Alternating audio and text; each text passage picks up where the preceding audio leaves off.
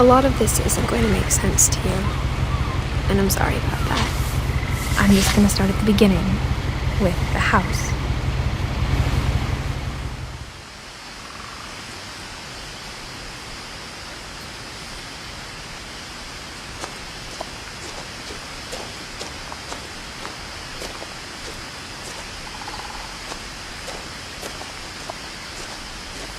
I lived here until I was 11, but I wasn't allowed inside half the rooms.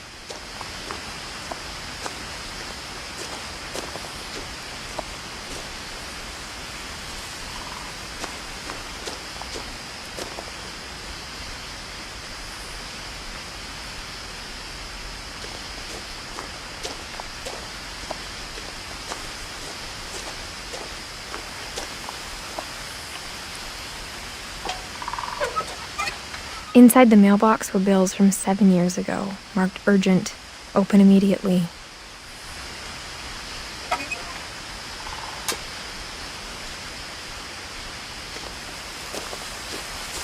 I hadn't been back since my brother Lewis's funeral.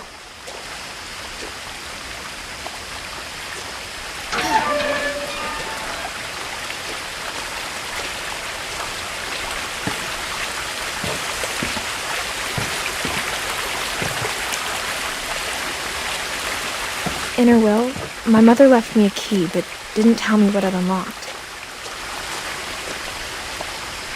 Maybe she thought I'd know, or she thought that the mystery would be enough to bring me back.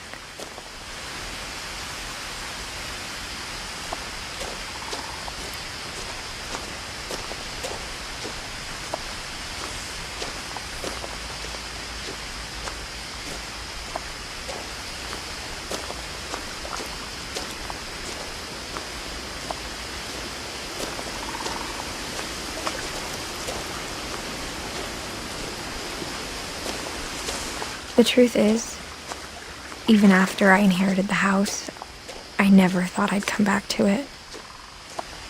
But now I had questions about my family that only the house knew the answers to.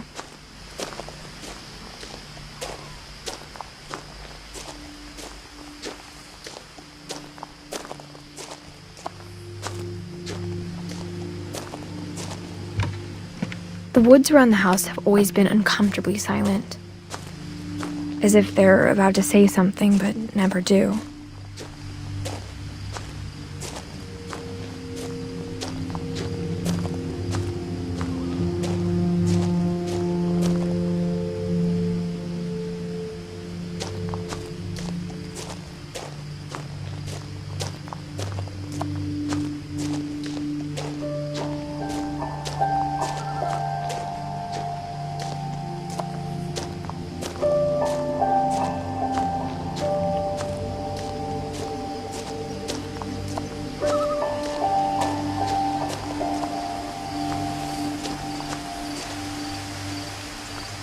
The house was exactly like I remembered it, the way I'd been dreaming about it.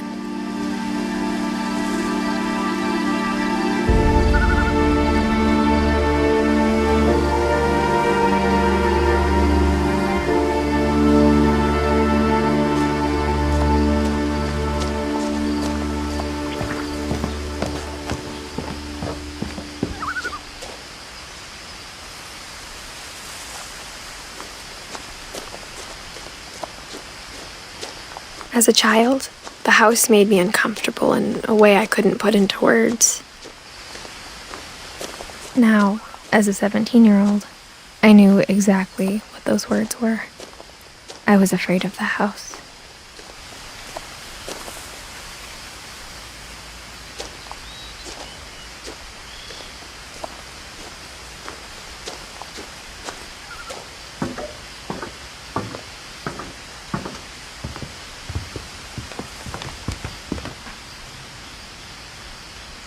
I hoped the key might unlock the front door. It didn't.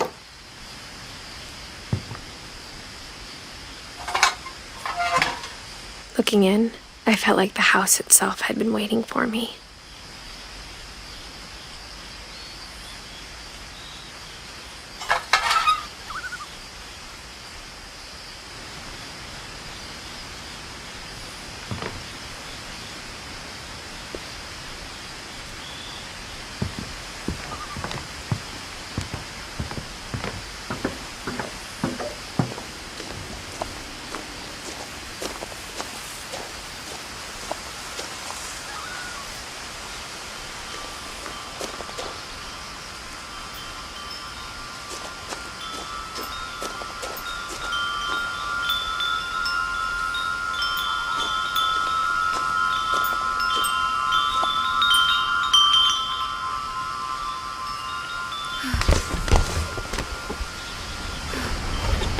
Crawling through the doggy door used to be a lot easier when I was 11.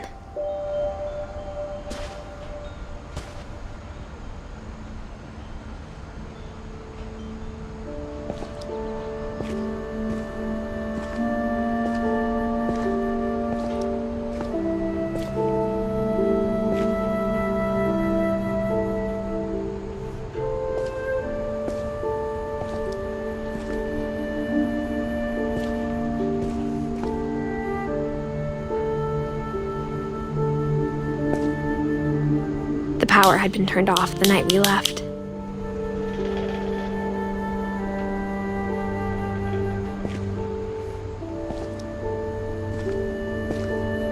For the first time in years,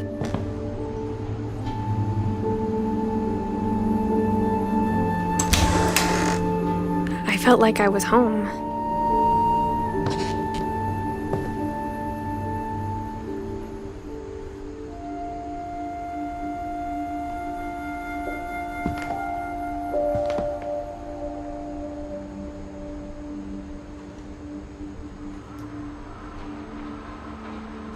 But instead of a family, there were just memories of one.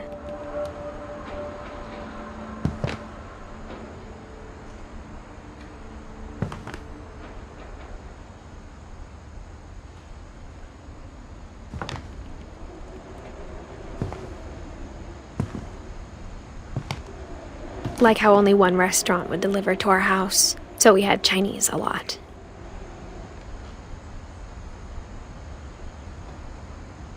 Or how after Louis started working at the cannery, we all got sick of eating salmon. Except our cat, Molly.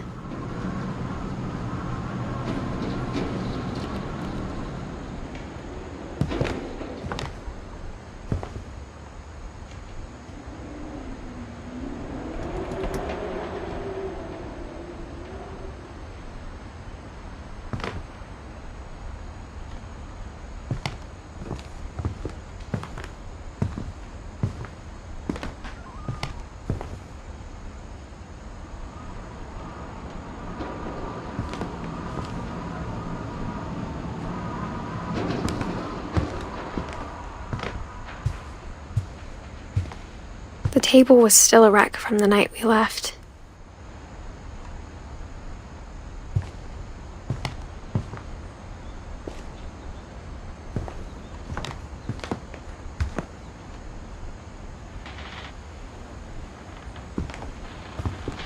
It was like a bomb had gone off, killing everyone but sparing the furniture.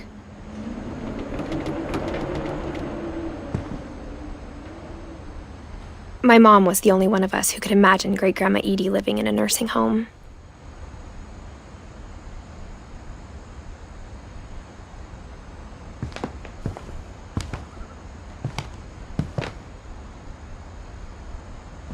Nothing in the house looked abnormal.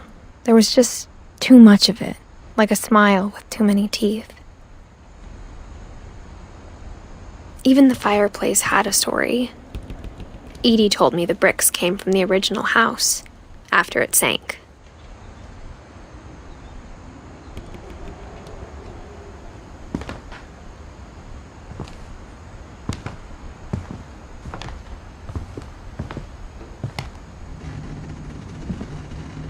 Mom always told me to stay out of the basement, so I wasn't too surprised when the key didn't fit.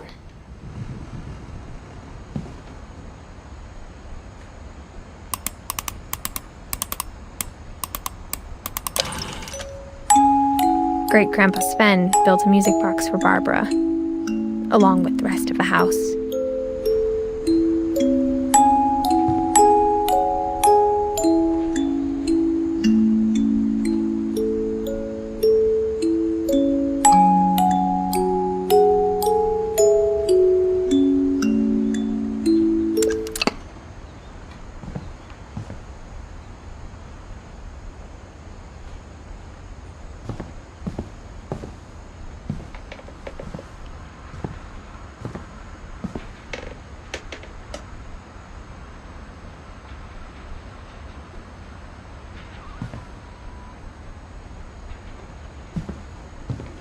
My mom wasn't much of an optimist, but she never stopped believing that my brother Milton was alive.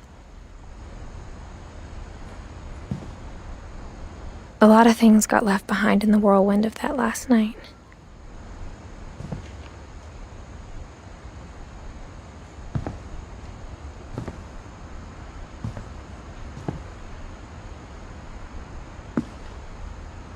After Milton disappeared, Mom sealed up all the bedrooms. Then Edie retaliated and drilled peepholes.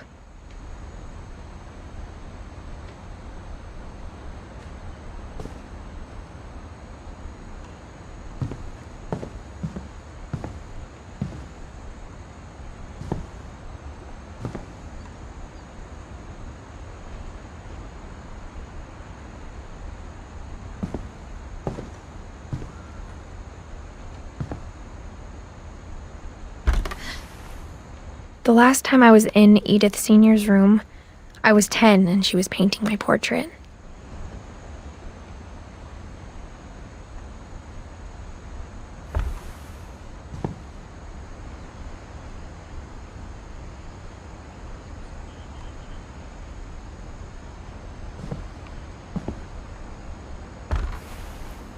My Grandpa Sam spent 7 years sharing a room with his dead brother, Calvin.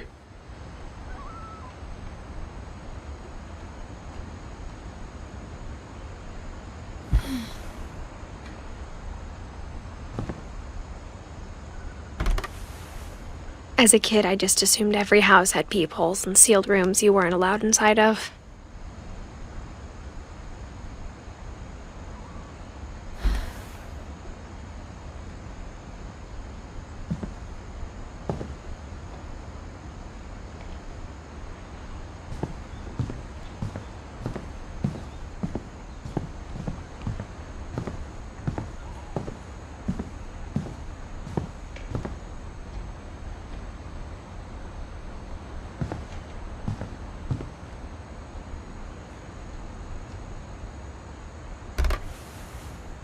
Molly always seemed like a girl I could imagine being friends with, if she hadn't died in 1947.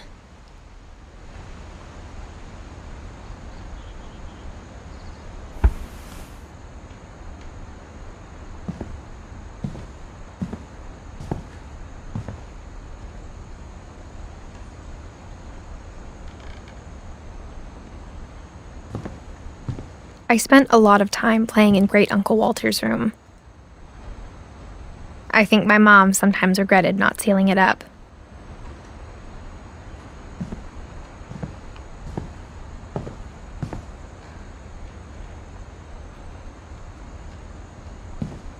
Lewis told me there were secret passages, but I never believed him.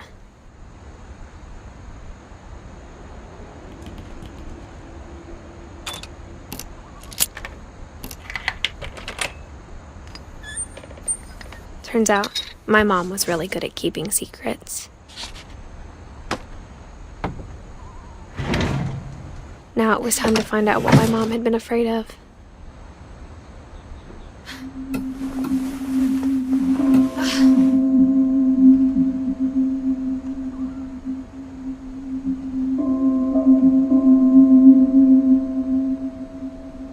From the paintings on the wall, it was clear my brother Milton had been here before me.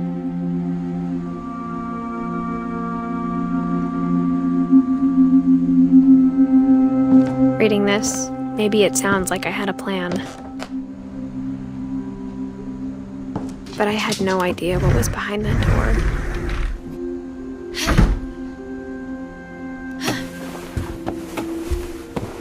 Just like I had no idea where all this was gonna lead.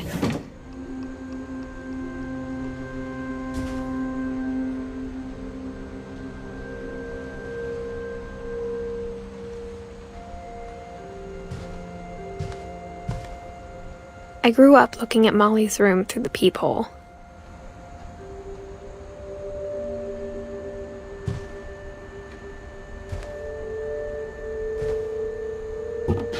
Molly's gerbil had a tiny bedroom with its own even tinier gerbil cage.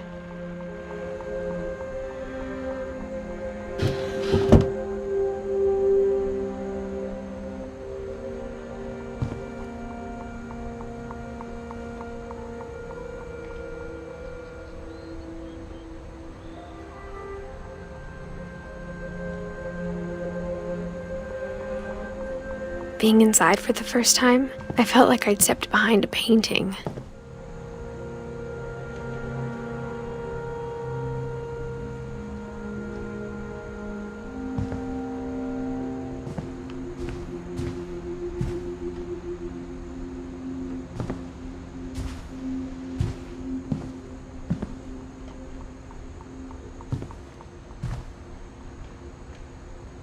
I got the sense Edie had spent a lot of time here, before my mom sealed the doors.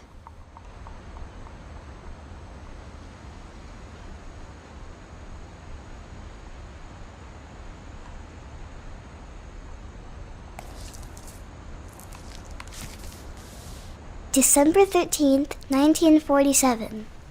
Dear Diary, I'll be gone soon, but I wanted to tell somebody about what's gonna happen.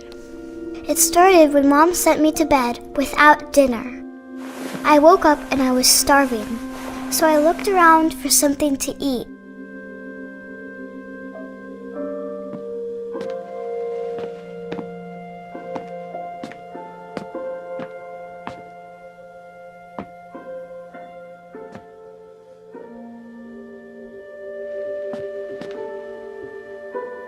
My Halloween candy was all gone.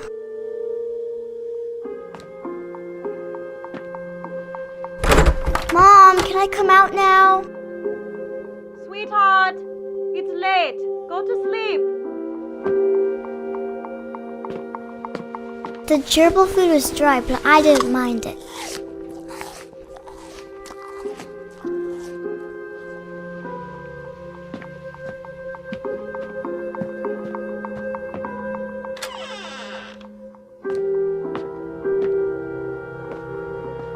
I kept eating and eating.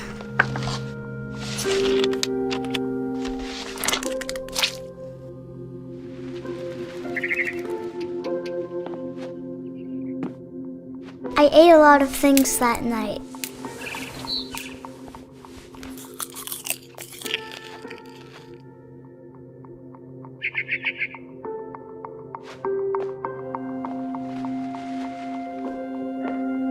Then I heard chirping outside my window. It was a barn swallow going back to her nest. I reached out for her.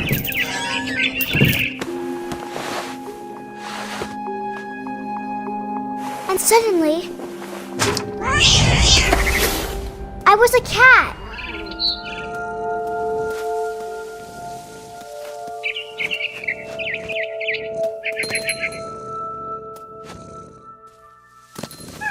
I tried to be quiet, but the bird was really scared.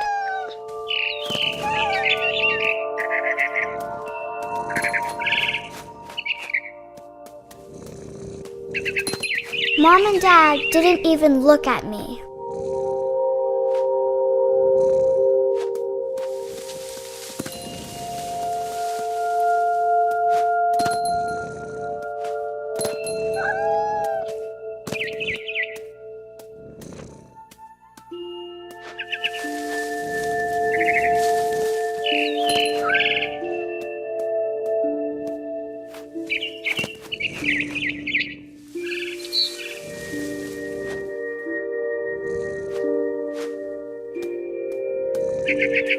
I jumped and I almost got her.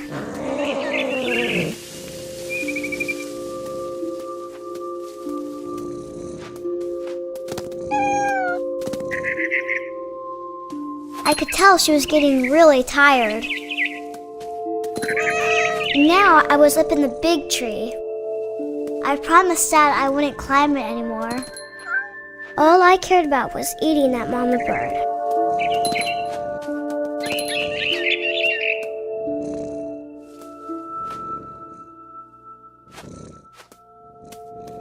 I gobbled her up. And suddenly, I was an owl.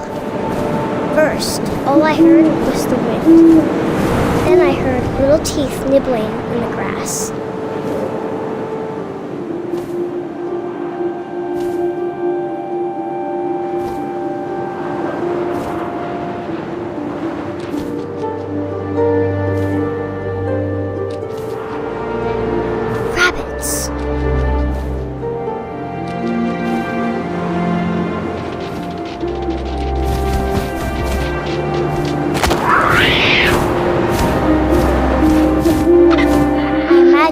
face looking up and seeing mine through my talons. I swallowed him up, and I didn't chew one bit. Then I flew off to find something bigger.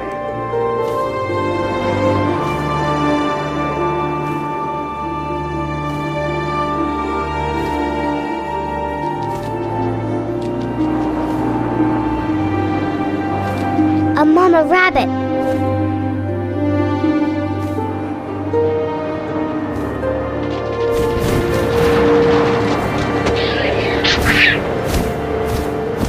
She was almost too big to carry. I started choking, but I couldn't stop eating. And suddenly, I was a shark.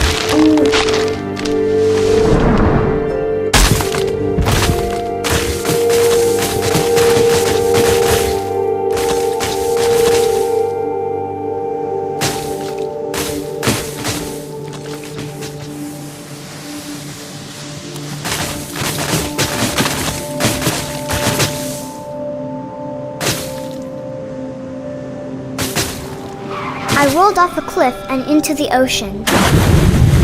Now, I was hungrier than ever.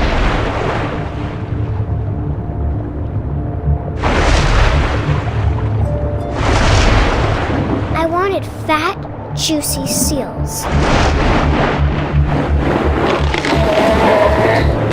I tore off her flipper, and it tasted really good.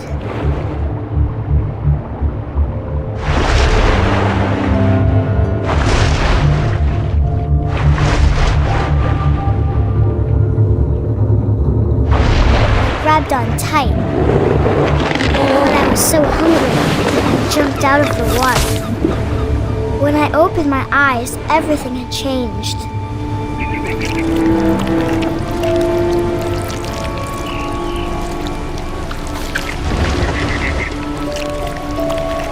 Now I was a monster, and I smelled people everywhere.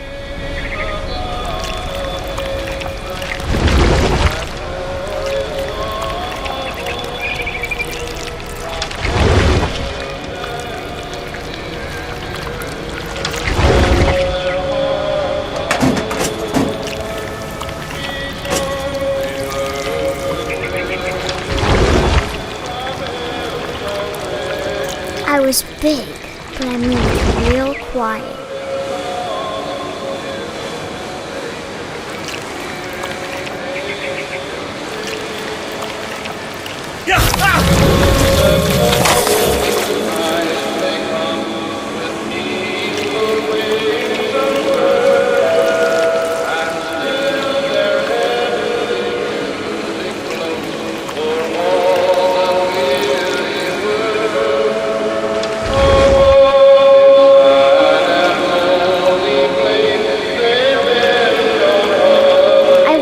Stop, but also I didn't.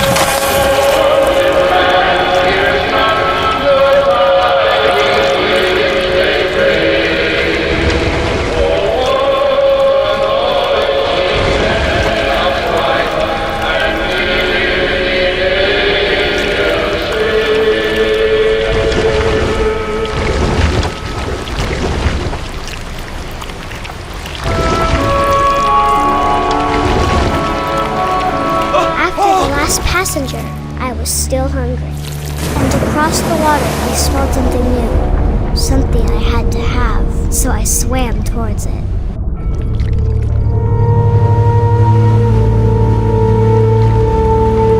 I slithered onto the sand, and the good smell went into an old pipe.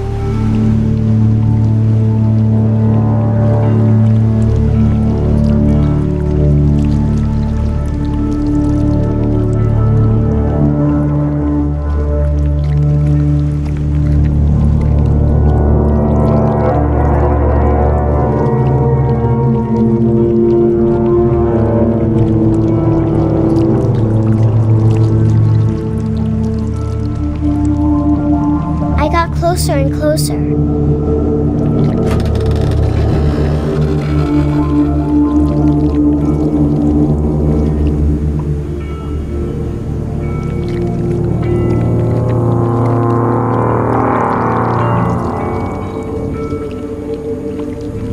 All of my stomach started growling. And suddenly, I was me again. I held my breath for a long time, but I couldn't hear anything. I think it's waiting for me to fall asleep. But it's not going to wait much longer. It needs to feed, and we both know I will be delicious.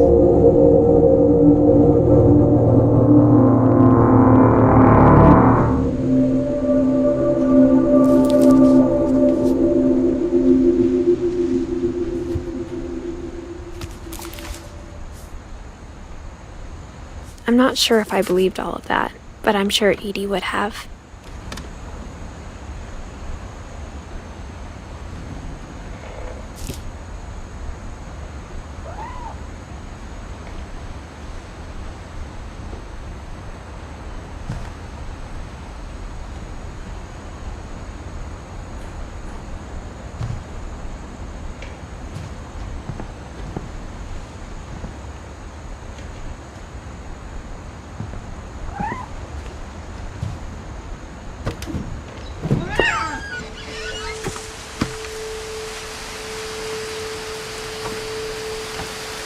This will be obvious later, but my mom never told me any of these stories.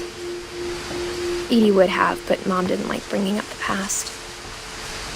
Though, when we adopted a stray kitten, she was the one who named it Molly.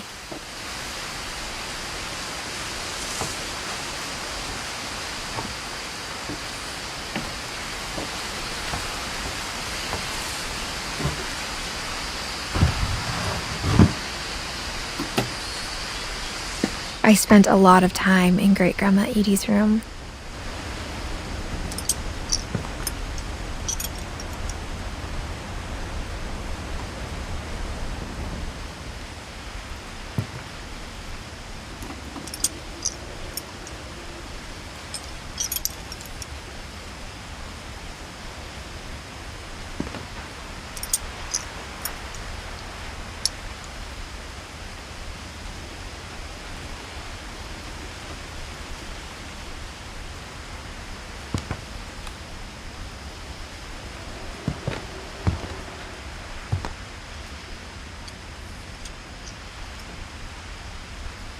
Edie knit me a new pair of gloves every year, just in time to replace the old ones.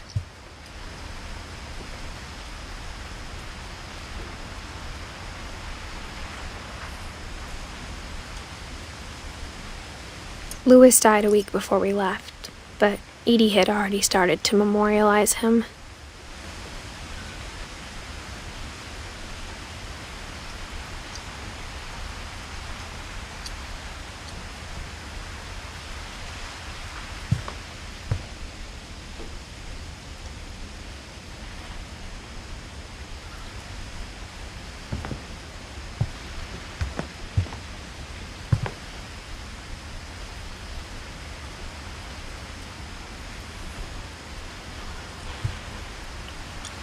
Edie gave a big interview about a mole man living under the Finch house. My mom was furious.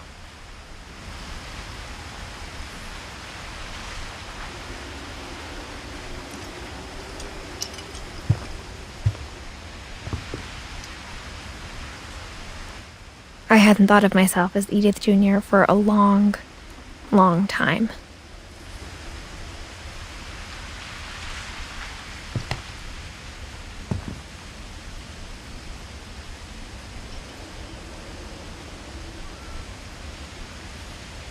One summer, they evacuated the island, but Edie refused to go.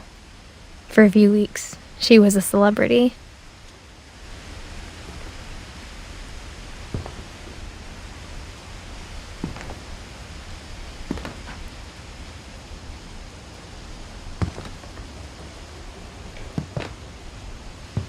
When Edie told people Sven was killed by a dragon, She could also have said he was building a dragon-shaped slide that collapsed. She could have, but she didn't.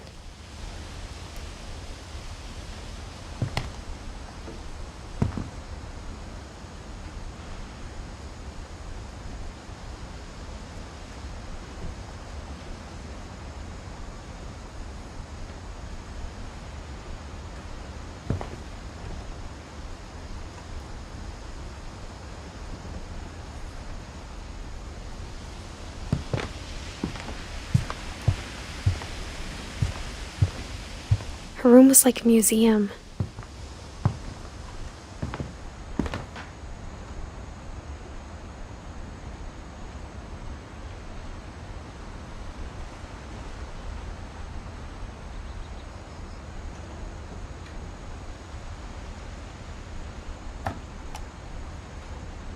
For 500 years, the Finches have been famous throughout Norway for their fortune and misfortune. Odin Finch buries the latest victims of the family curse, his wife Ingeborg and their newborn son, Johan.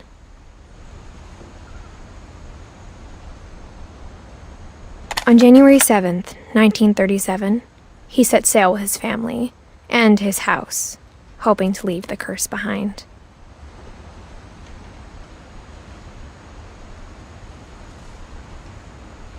But 40-foot waves off the coast of Washington send the house and Odin to the bottom of the sea.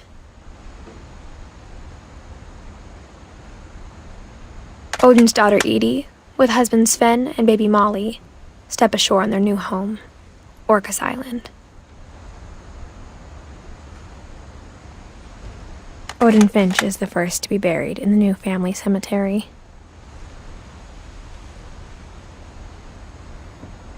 His daughter Edie is already dreaming of a new Finch house.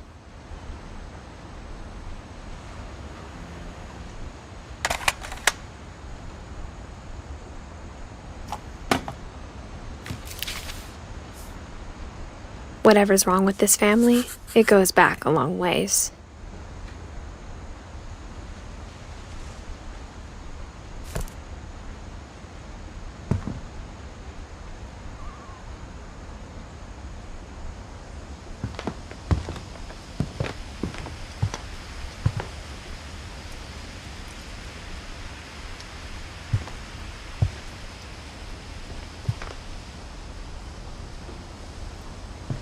Even in her 90s, sometimes Edie seemed a lot younger than my mother.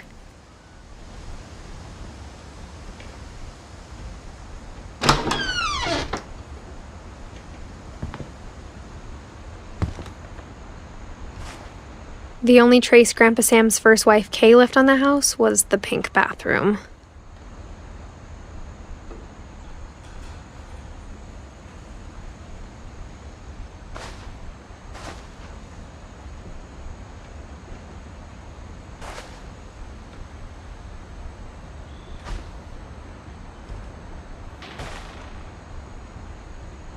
It was a pretty big trace.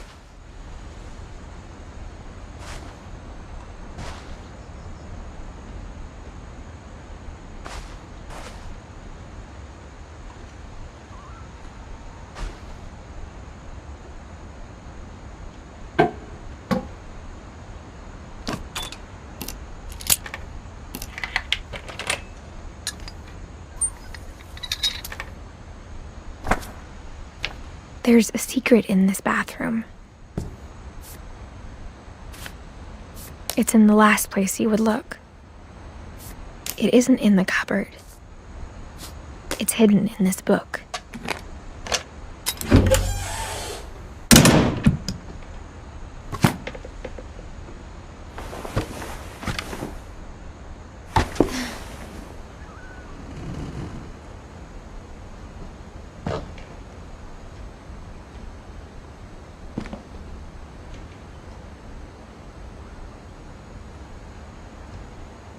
Sven gave Sam an old camera he'd refurbished. He never put it down.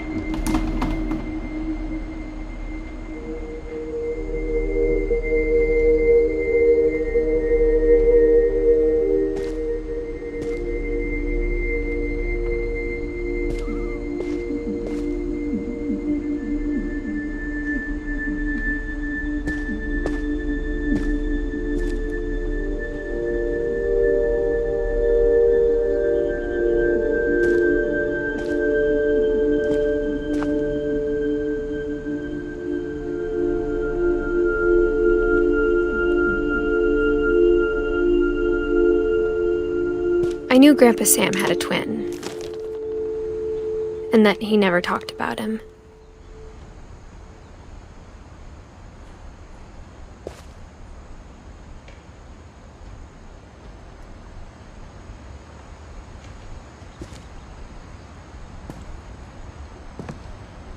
I guess my grandpa didn't like history any more than my mom did.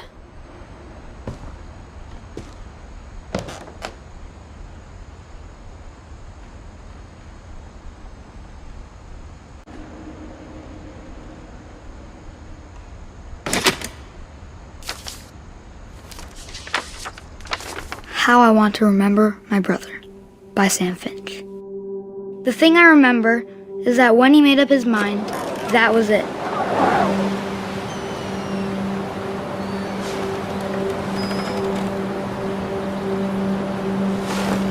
My brother said he'd die before he ate another mushroom, and he did.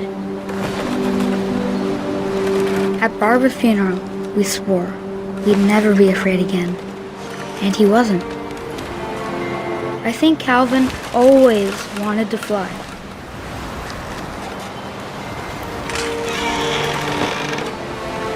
Sam! Calvin!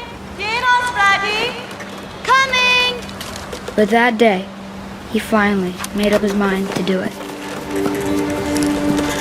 I told him going around was impossible. Maybe if I hadn't said that,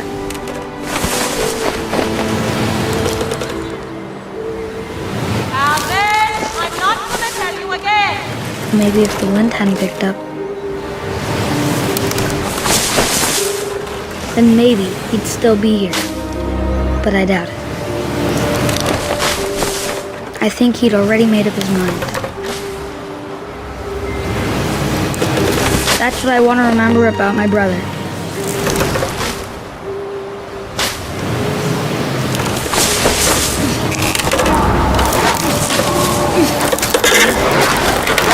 The day he made up his mind to fly. And he did.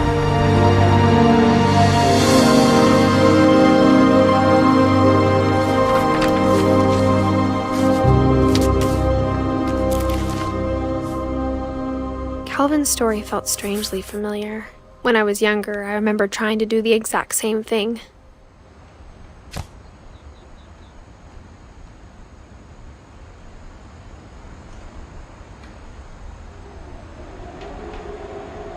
After the funeral, Edie roped off Calvin's half of the room.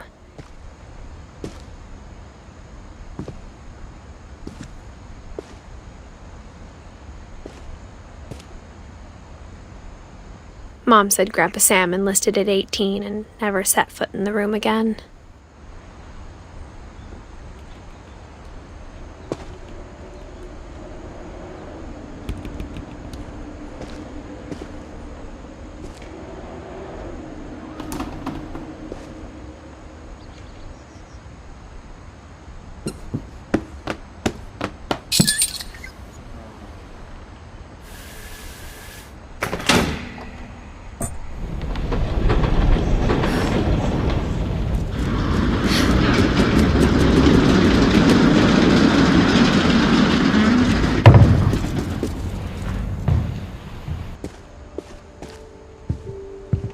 The passages were a pretty tight fit.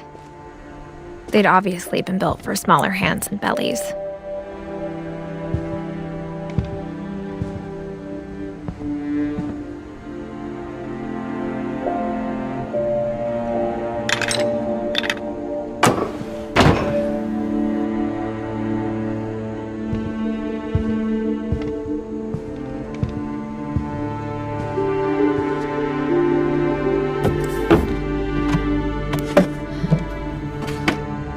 Growing up, I always thought of Barbara as a child star.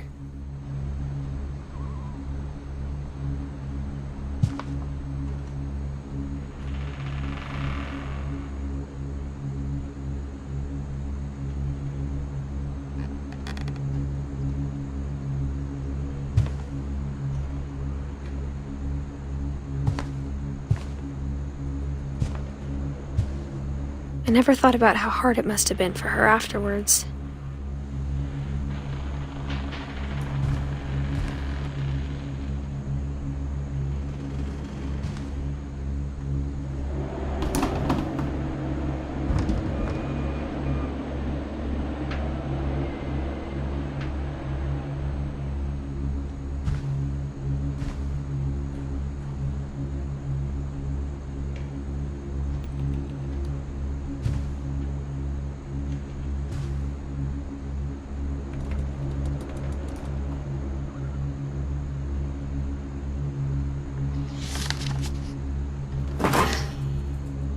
Of all the stories people wrote about Barbara's death, I'm surprised Edie saved this one.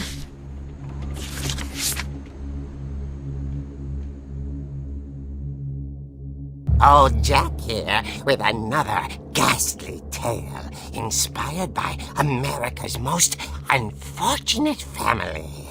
I'm calling it The Surprise Ending of Barbara Finch. As a child star, Barbara was famous for her scream. Now at 16, she was all washed up. A has-been. But in a lucky break, she'd been asked to perform her signature scream at a local convention for monster movie fans. It was just the boost her career needed. Unfortunately, her scream hadn't aged well. Getting better. I think you just need the right motivation. Her biggest fan and current boyfriend, Rick, was about to demonstrate when...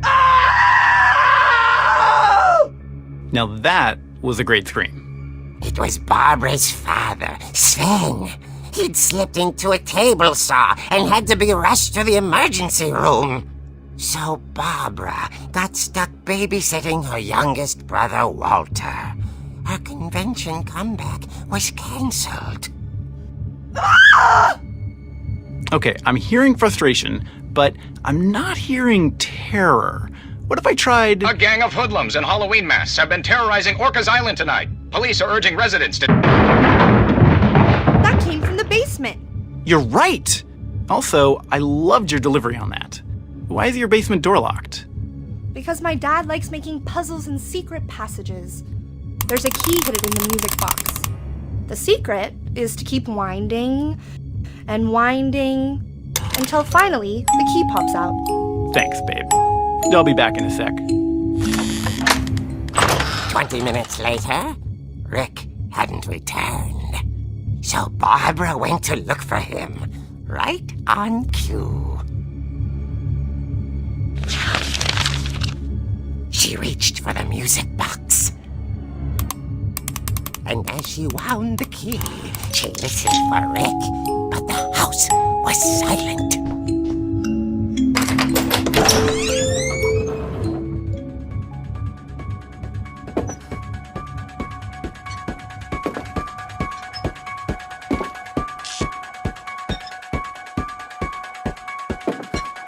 She found Rick's crutch and imagined the worst.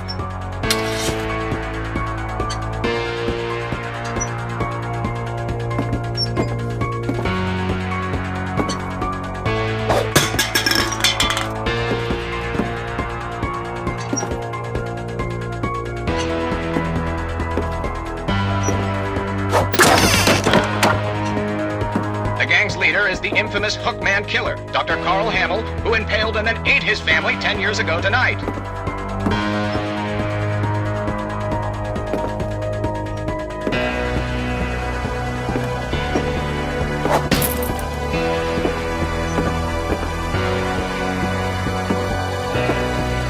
The old Finch rattled and grew still.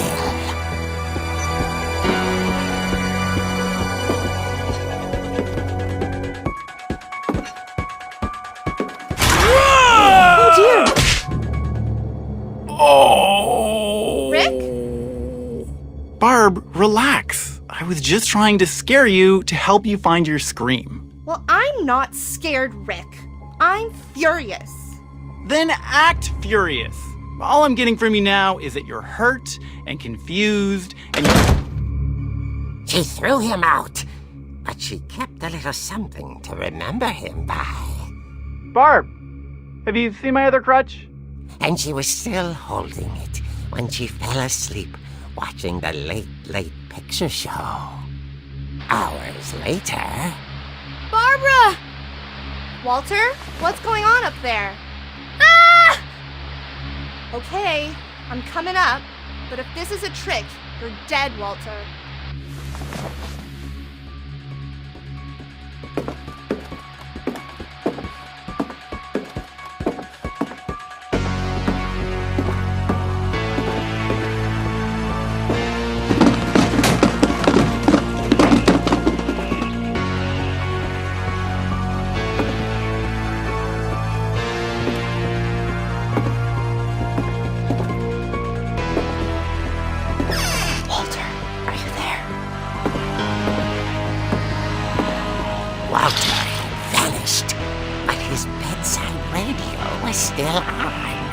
Orcas Island police describe the man as 6 feet tall, with a steel hook for a hand. Residents are urged to lock all doors and windows and notify the police of any suspicious activity. Barbara turned, saw the hook man, and was speechless. He was quite smashing.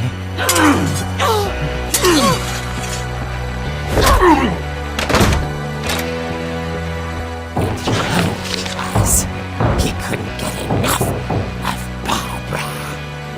Okay, Barbara, there's gotta be another way out of here.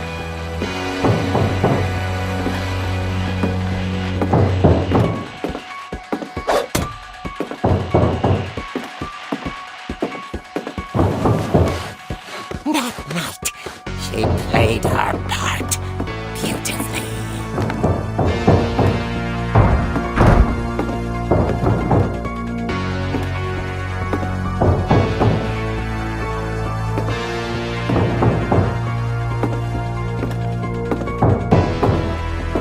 Molly's door hadn't been opened in years. The hinges groaned.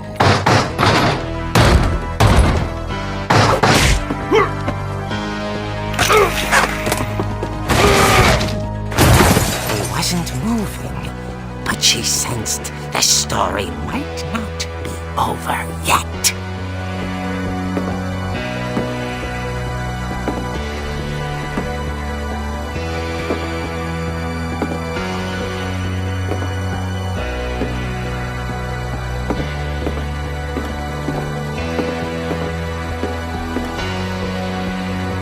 The hookman had vanished. She listened for his breathing, but all she heard was...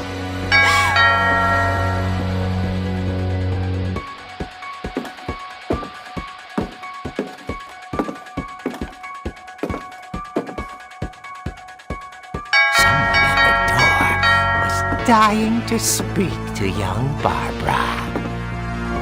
At the door, she heard whispering. It was coming from inside the house.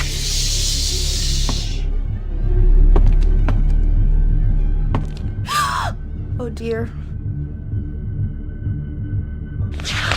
The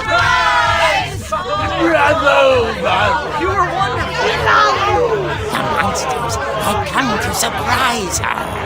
For Barbara, it was a dream come true. Then she saw what kind of monsters they were, and she realized what was about to happen. She was going to be famous. And with her final breath, Barbara Finch gave the performance of her life.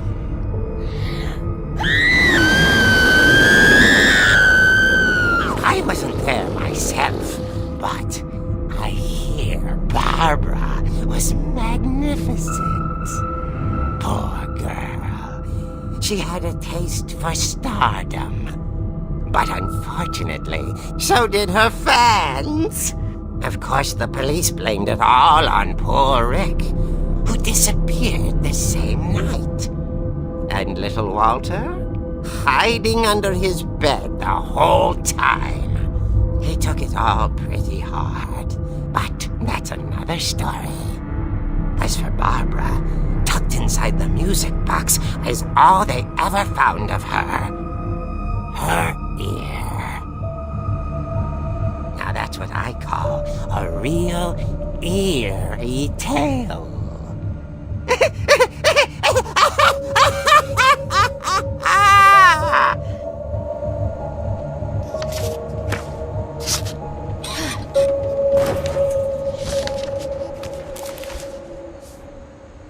Edie told me all Barbara wanted was to be remembered, as absurd as that comic was. Maybe what Edie saw was a happy ending.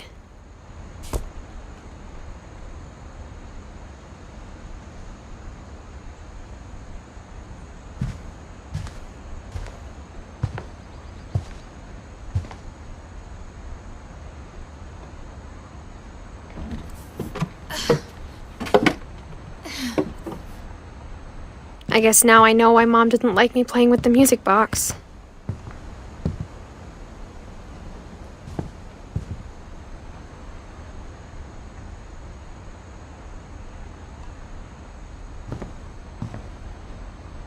Whenever people ask me about my family, the first thing they always want to know about is Barbara.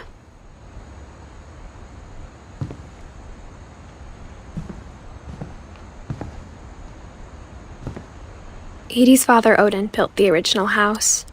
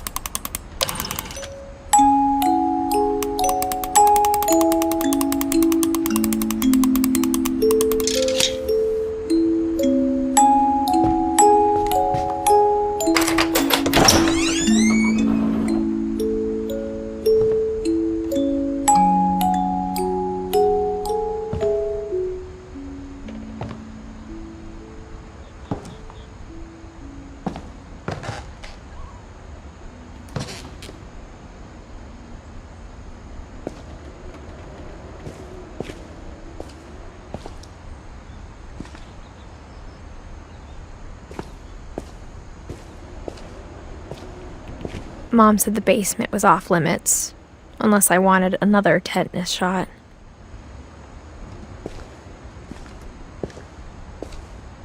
I saw Edie sneak down to the basement once, carrying packages.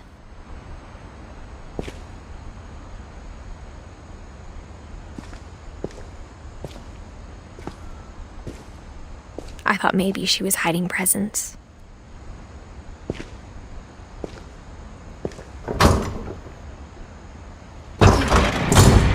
It turned out she was hiding a lot more than that.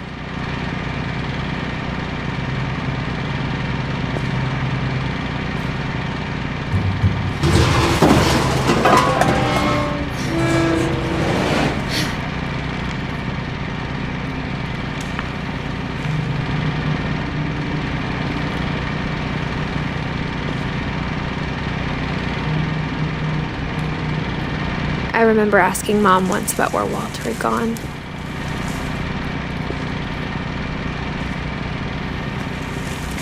She said after Barbara died, he got as far away as he could.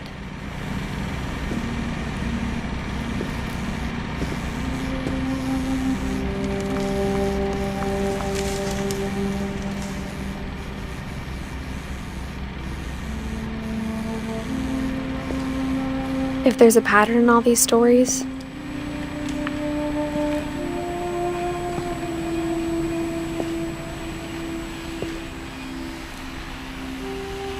I think it's that none of us has gotten very far.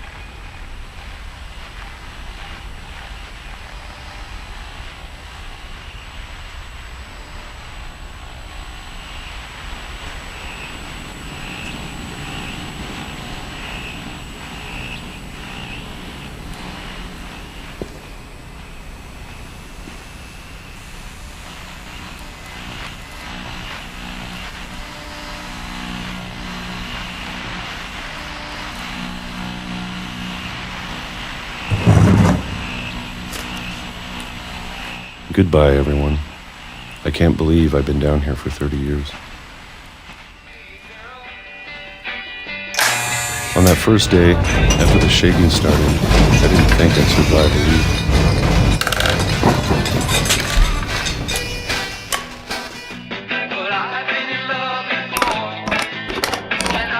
But after a few days, I settled into a routine. That's what kept me sane.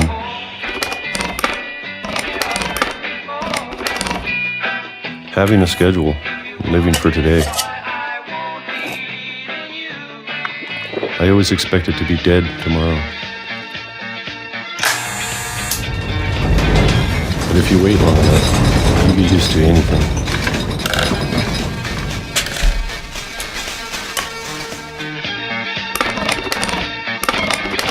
Even a monster on the other side of the door starts to feel normal. Almost friendly.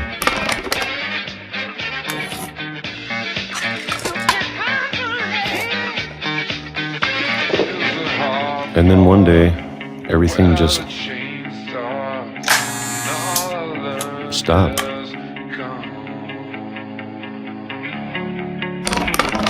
Whatever that thing was, it was gone.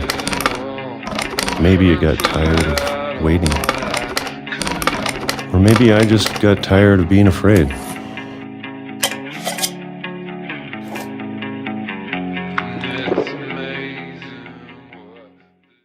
It's been a week now, the longest in 30 years. I'm done waiting. I have to leave while I still can.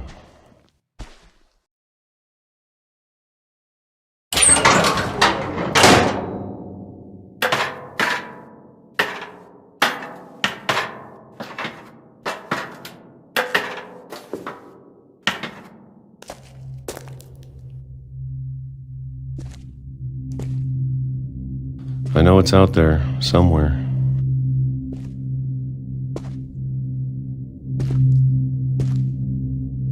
Whatever killed Barbara and Molly and Calvin.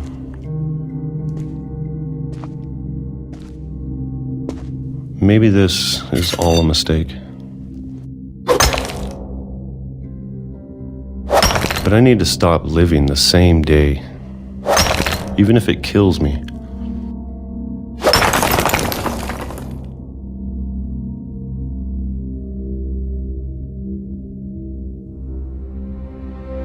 Whatever's out there, I want you to know I'm ready for it. I'm going to appreciate all of it, especially the food. I don't mind if I only have a year left. Or a month, or a single week. I'd be happy with one new day. I can already imagine the sun on my face.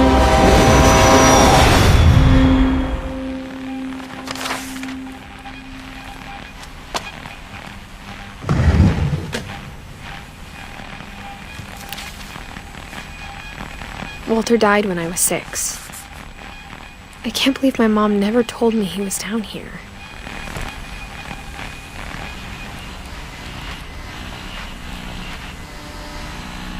I'm sure my mom was trying to protect me.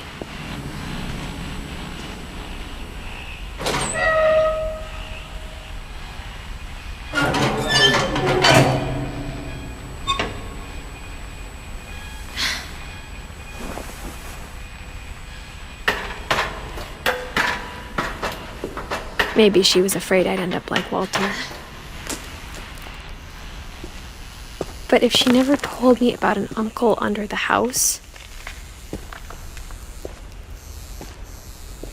I can only imagine what else she was hiding. I don't want to make the same mistakes she made.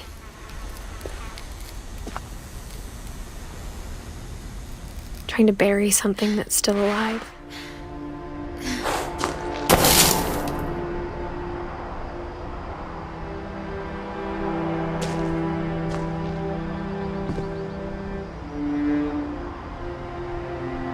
Now that there's only one of us left, or maybe 2,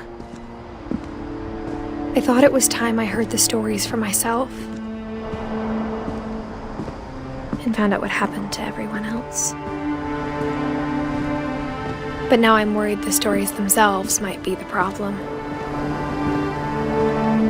Maybe we believed so much in a family curse, we made it real.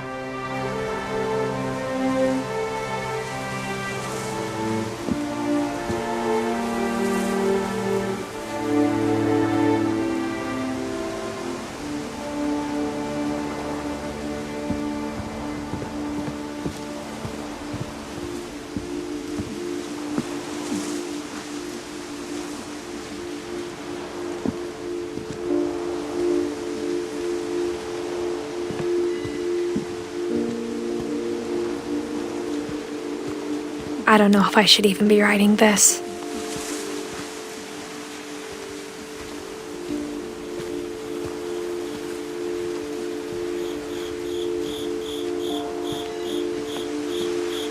Maybe it'd be better if all this just died with me.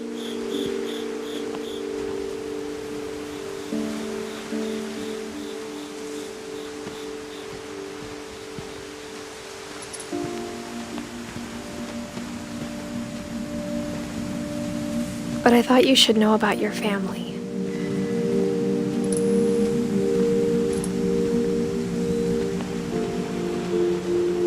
And the history you're a part of.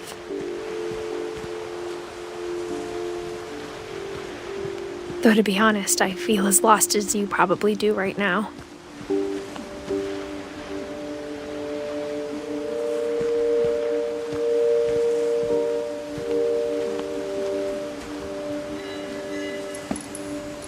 I think the people in these stories believed them, for what that's worth.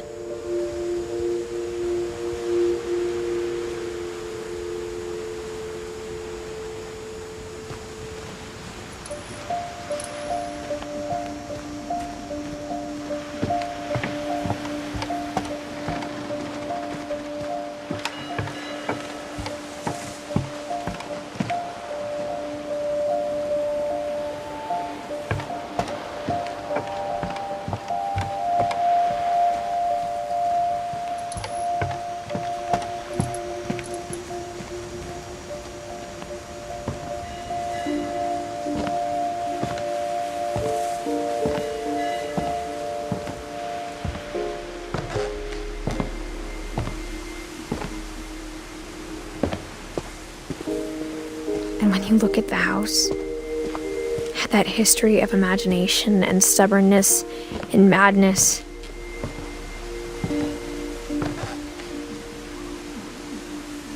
any of it seems possible.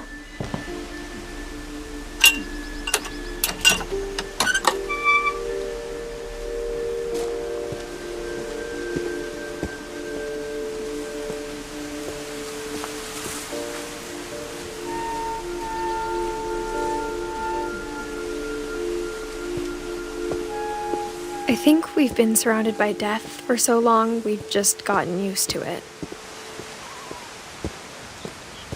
What kind of family finishes building a cemetery before starting the house?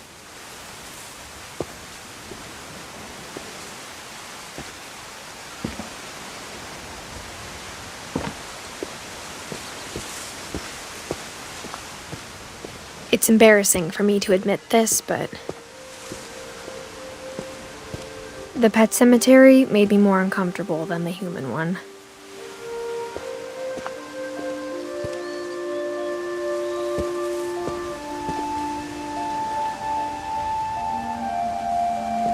Three of the gerbils are mine, and 2 had been my fault.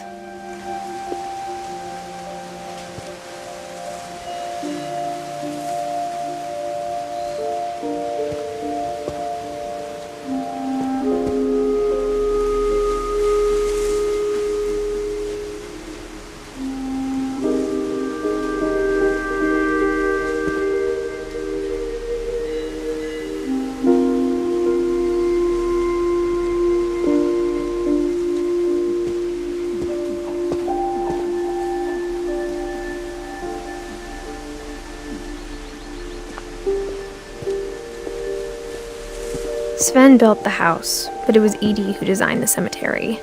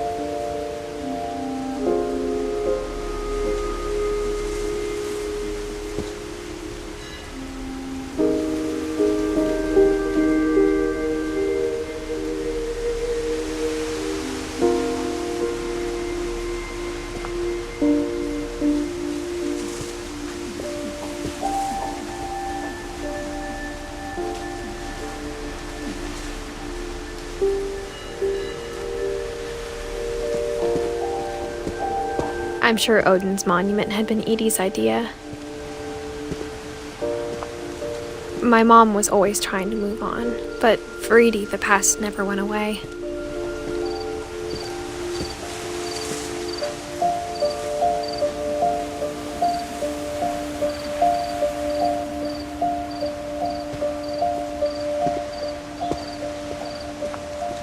She could see it poking out of the water at low tide.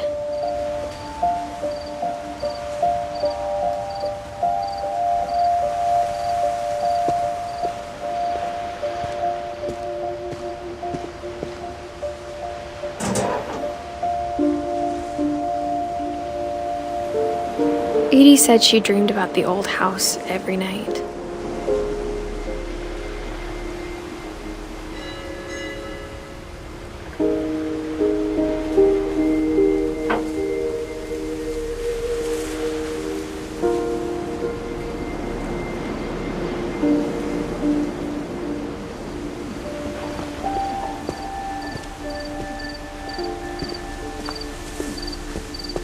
Edie's side was always easier for me to understand.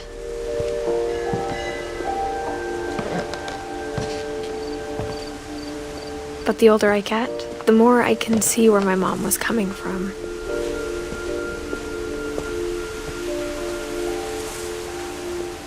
Her dad had been pretty strict, but it wasn't enough to save her brothers. She was just trying to do better.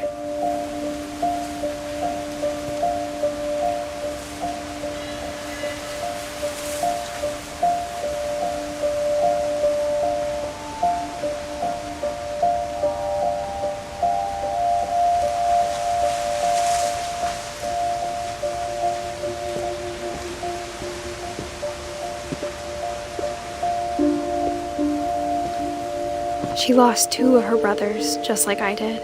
I get why she tried so hard to protect us.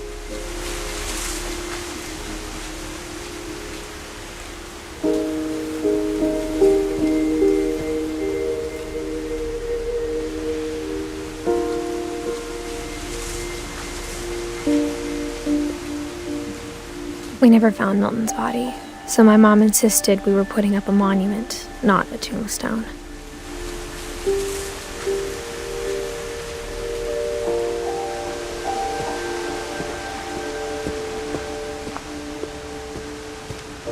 There's so many things I wish I could ask my mom now.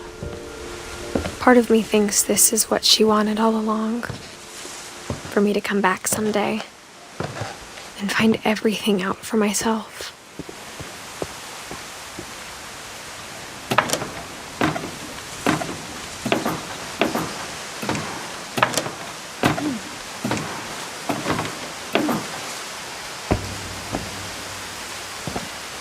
But looking back on it now,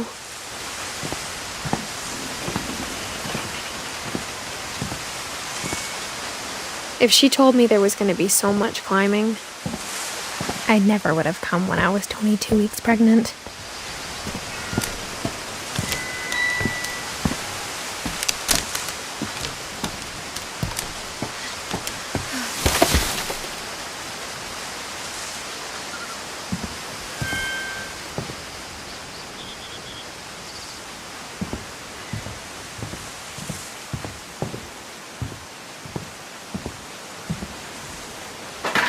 I never met Grandpa Sam, but I think he and my mom had a lot in common.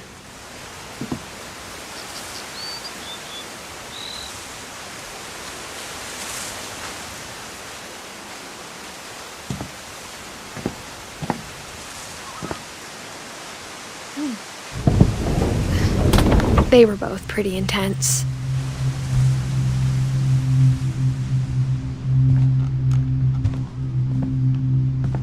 Instead of hiding from death, Sam seemed to go out of his way to meet it.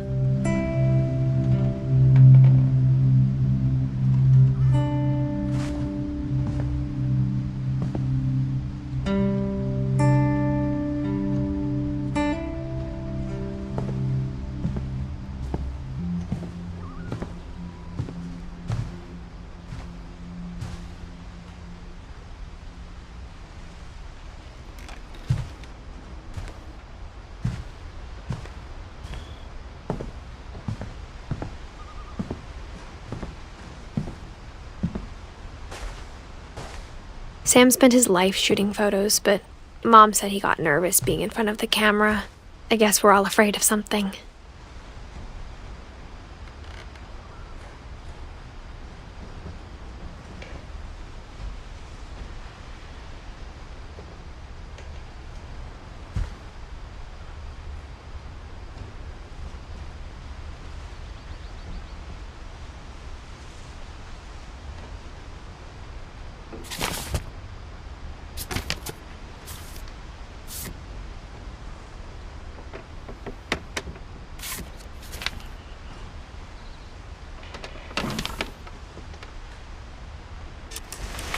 Dawn, I promise, you'll never forget this weekend.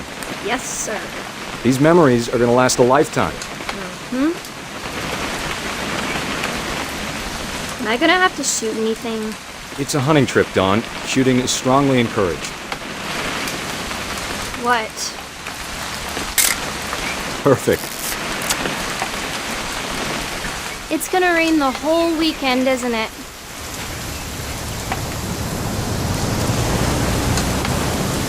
I will never forget this weekend, Dad. That's the spirit. Okay, got it. I'm gonna take some pictures, okay? Just be careful. The camera's older than you are.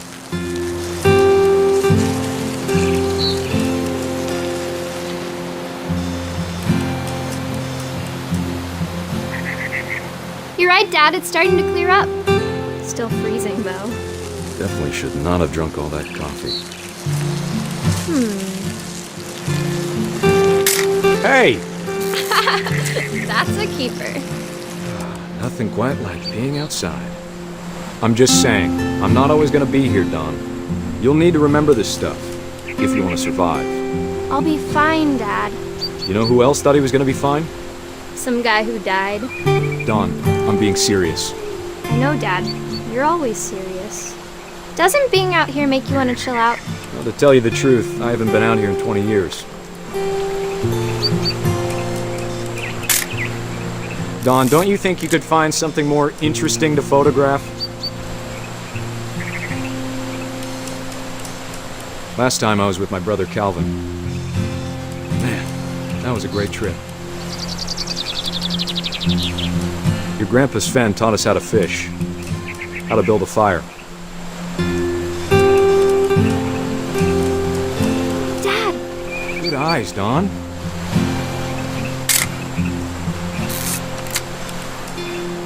Before you take the shot, let me get a picture of you.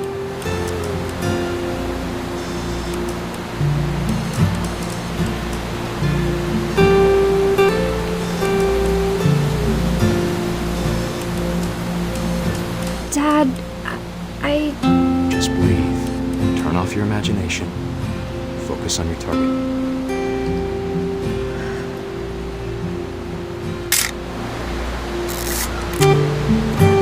Let me get behind you.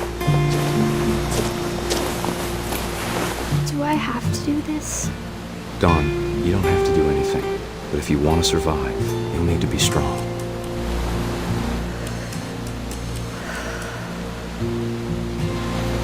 Now keep yourself squared up, elbows down, like we practiced. Whenever you're ready.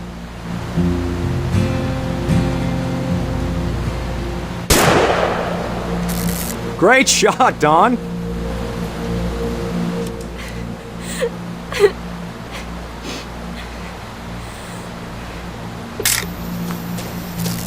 I'm proud of you, Dawn. Always remember that, okay? Dad, it's twitching. I think That's it's totally normal, Dawn. Just focus on the camera. Try not to think about— Dad!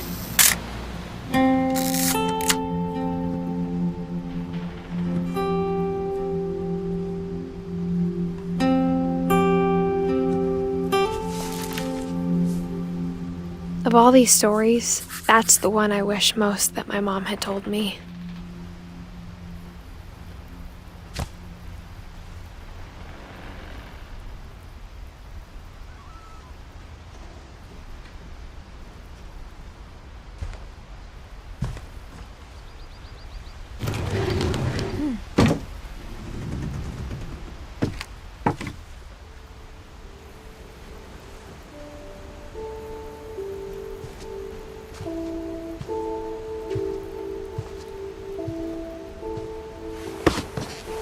After Sam died, my mom and Edie got really close. They'd both lost a lot.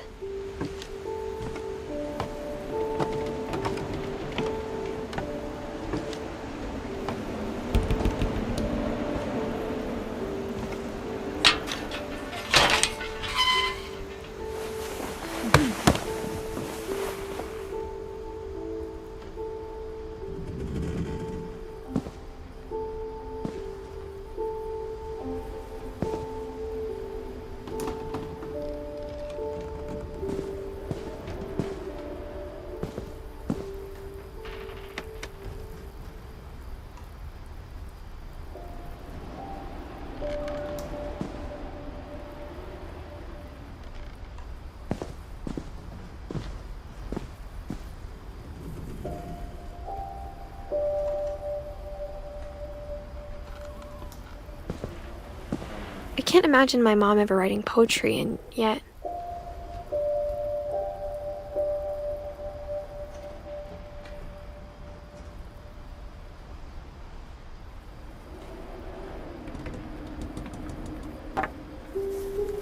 A poem for Gus, who always said the wedding was a bad idea. Our father never hit us kids, at least not very hard, before the day my brother said with teenage disregard that he'd be dead before he'd see a wedding in our yard.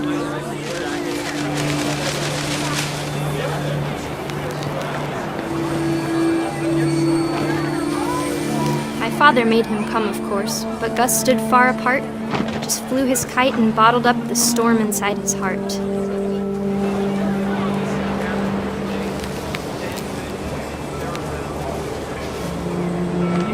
I tried to talk him out of it, but though he'd never met her, we don't need a stepmom were the words that I now pronounce you husband and wife. You may kiss the bride.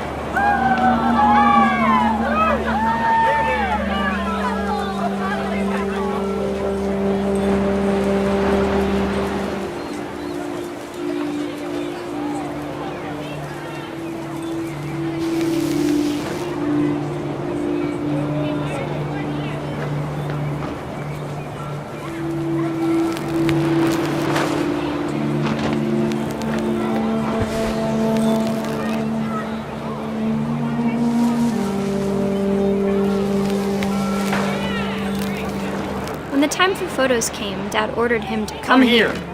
But Gus declined and as a sign held up his middle finger.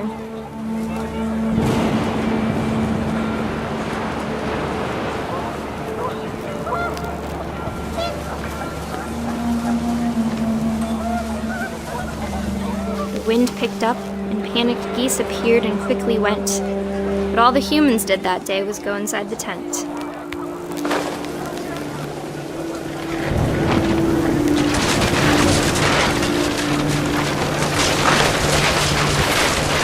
The rain came down in buckets then, but no one seemed afraid that nature might destroy the tent our dad had crudely made.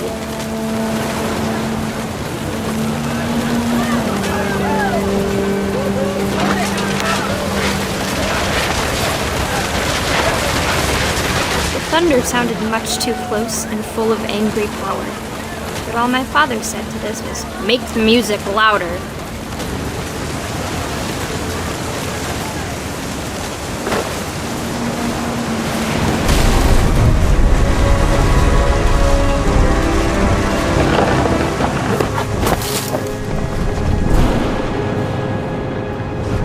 I wish that I could truly say I thought about you on that day. Out there on the beach alone, just you, the wind, the sea and foam. But I didn't, until we found you.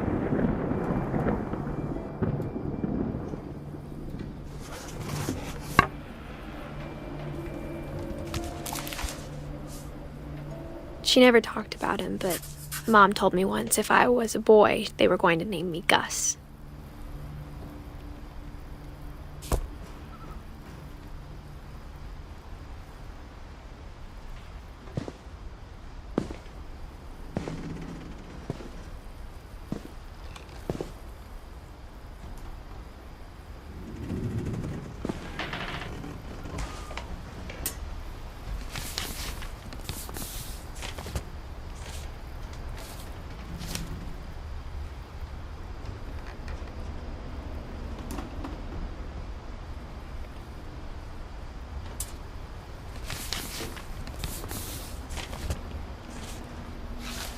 Dear Kay, do you remember the way Gregory used to laugh when he thought he was alone?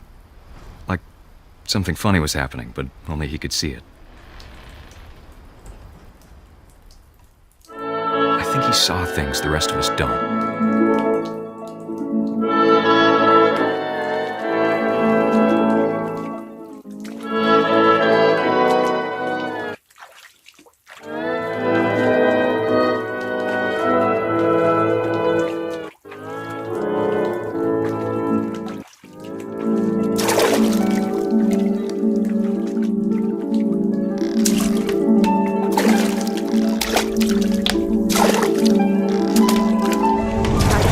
Gregory, it's time to... Hold on, sweetie. Hello? Sam, I told you I don't want to talk right now. I wonder what he saw.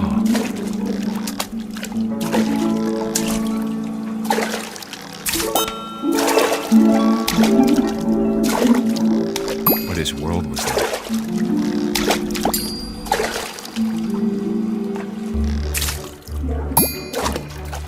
He reminded me so much of Calvin. Lost in his imagination.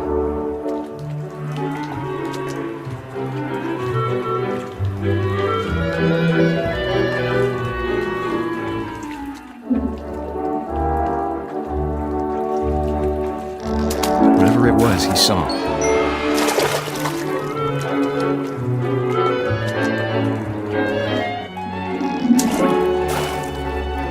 It sure made him happy.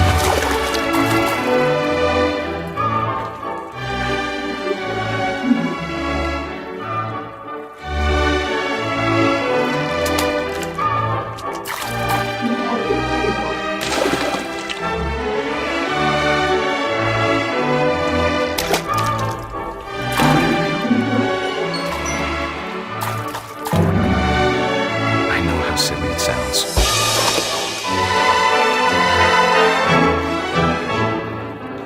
That I worried about a baby being too happy.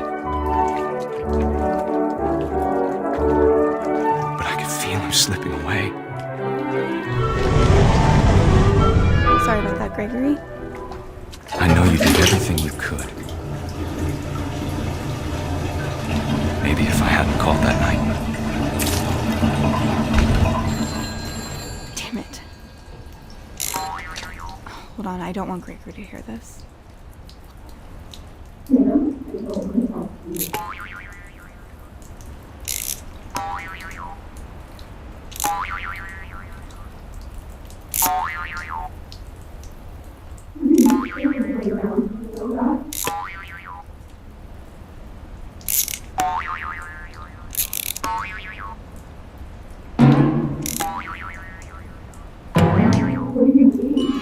I wish he could have told us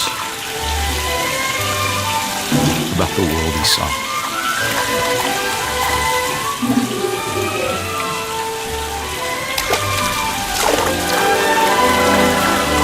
There's so much I don't understand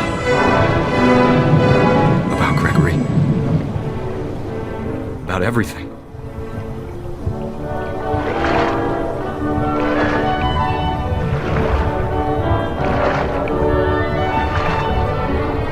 But I know what happened wasn't your fault.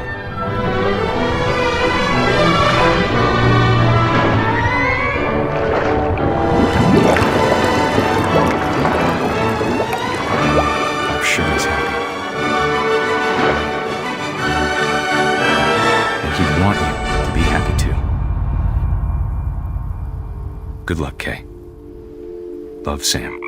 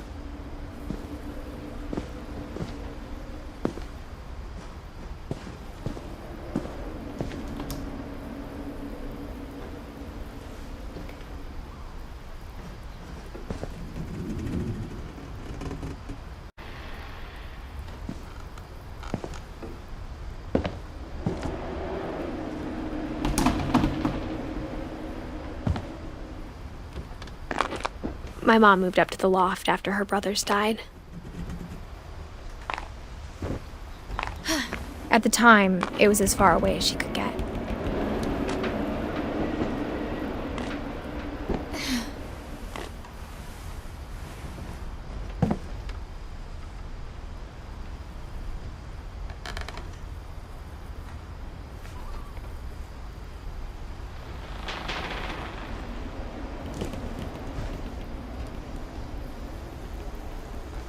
Religion was another thing my mom never talked about, but I think it helped her a lot after her dad died.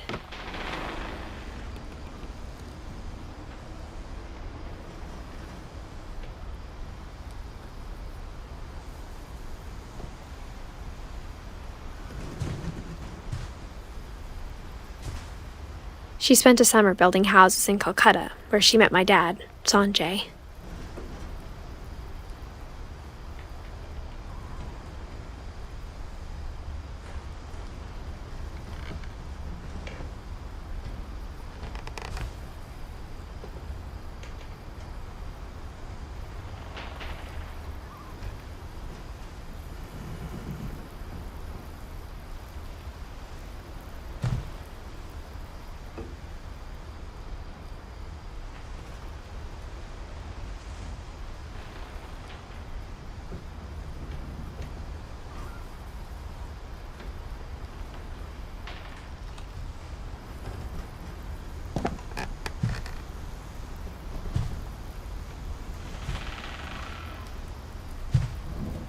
My mom moved to India a week after graduation and got a job teaching English. Louis was born a year later.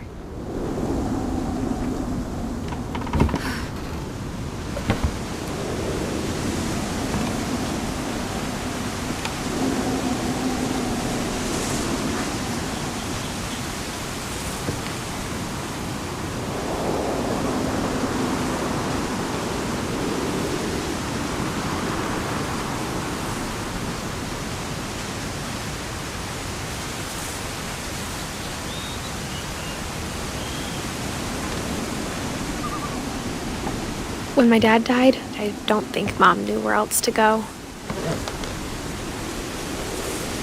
I'm sure Edie was happy to have her back.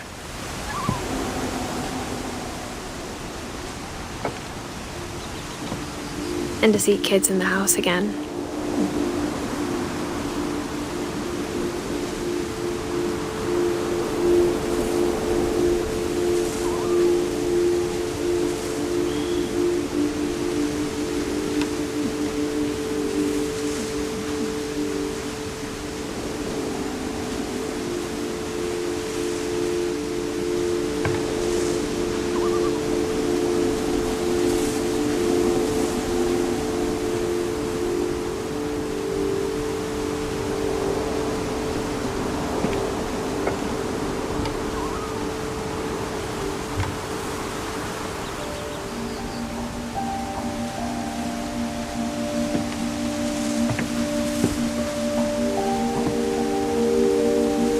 The house had to get a little bigger, but Edie was used to that.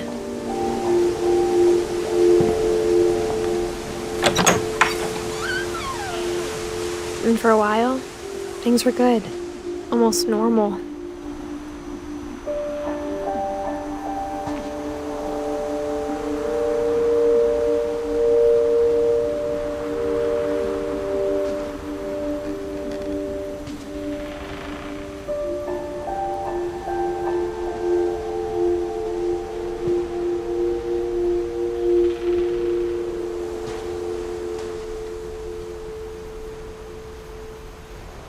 But it didn't last.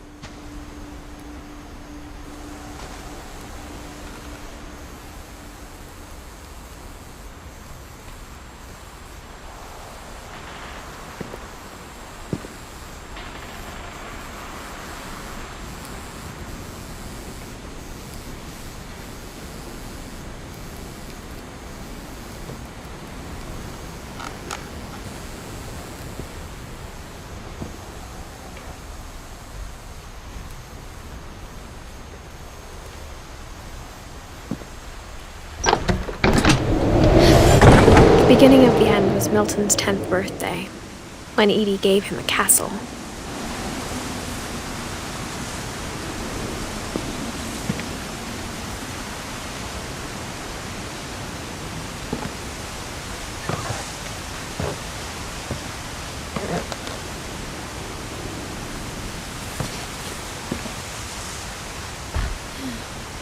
After Milton disappeared, the only thing he left behind was a room full of paintings.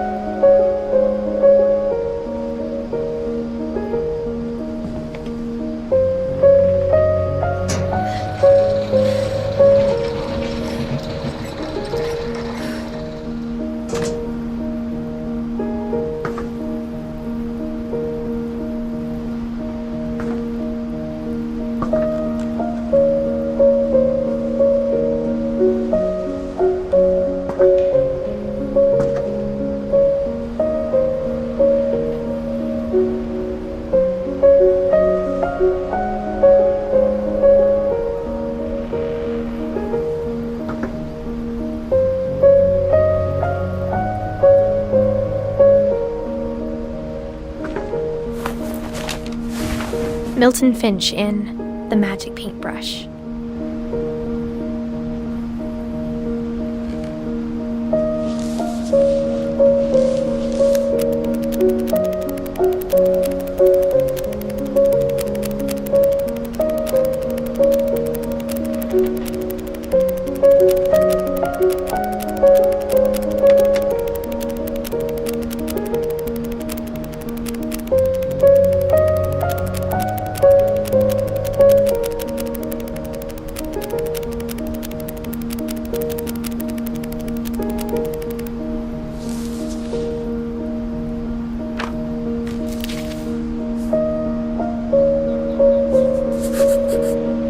I was 4 when Milton disappeared.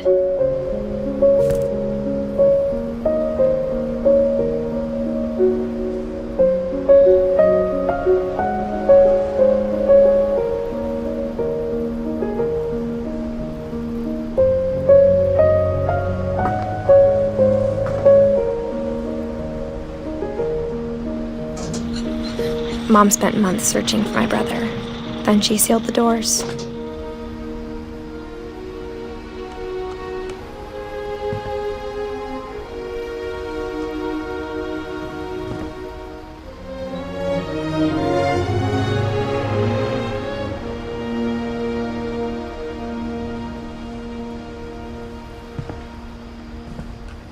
Whatever Milton had found in the house, Mom didn't want it getting out.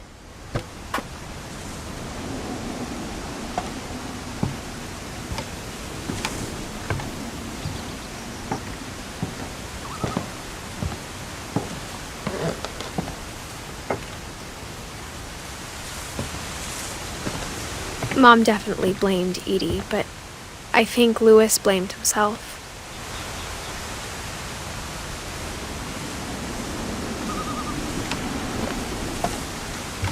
After he graduated, he just spent more and more time in his room, until Mom got him a job at the cannery.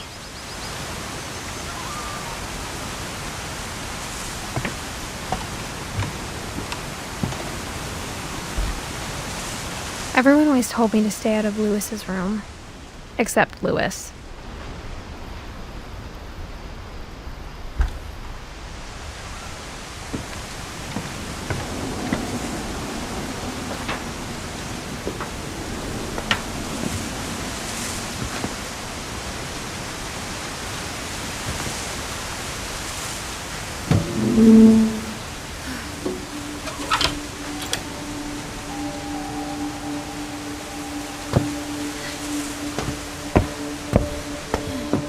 Lewis's room smelled very, very familiar.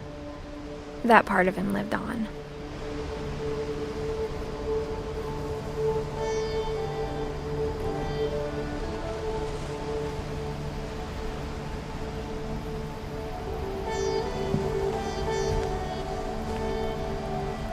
Lewis and I spent a lot of time playing games together, but he was surprisingly bad at them. He died a lot.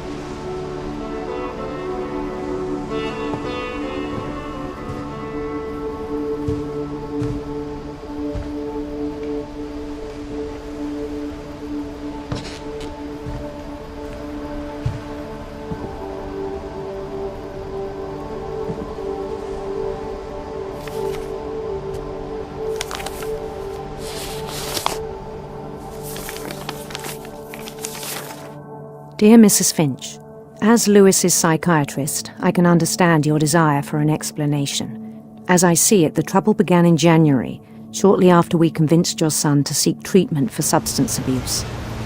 Newly sober, I believe Lewis first noticed the monotony of his daily life.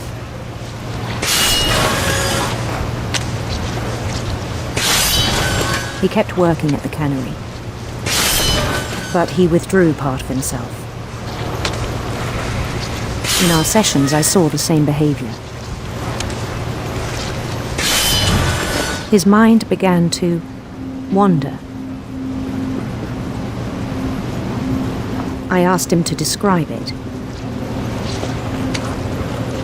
He said he started small,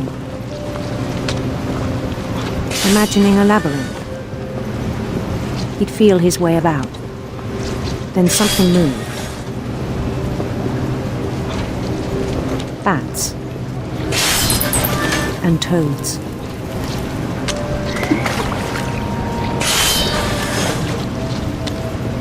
And things that have not names.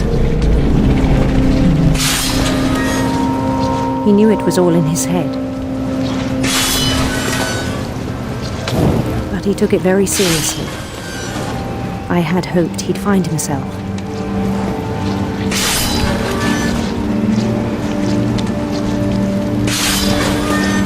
But he found something more. I worried about him then.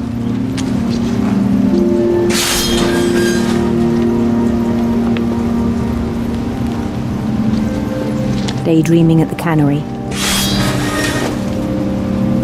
I spoke with his boss. But he said Lewis had become a model employee. Methodical, tireless, focused.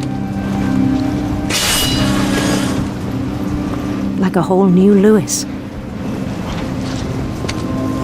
So I let him go on.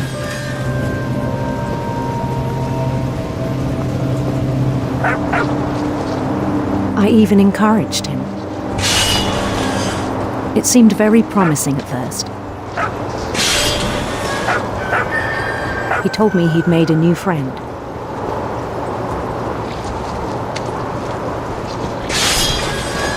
On the edge of a city he named Lewis Topia.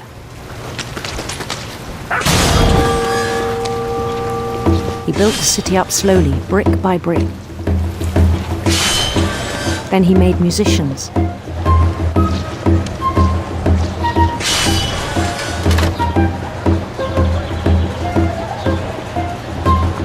And songs for them to play.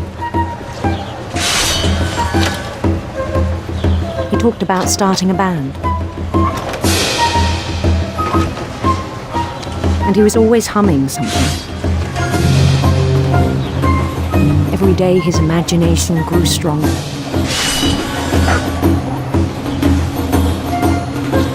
He no longer spoke at the cannery. But his chopping was as reliable as ever. Then one day it struck him that all the cheering crowds, even the stones under his feet, were all in his imagination, so he could do whatever he wished.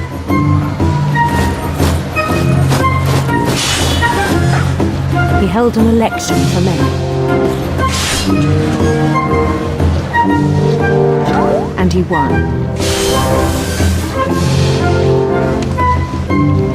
They begged him to stay, but his mind was already wandering. It became a game for him.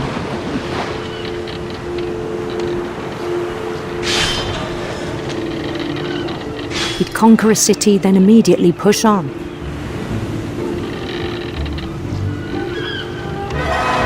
New Louisville.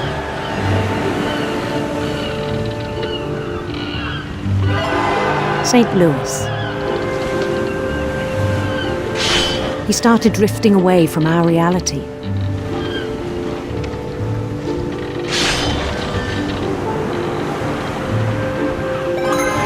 Minneapolis, until one day he forgot to go home from the cannery.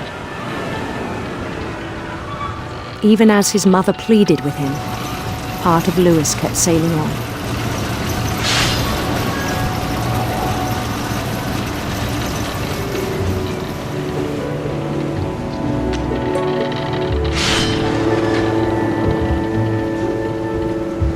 In Louisburg, he heard rumors of a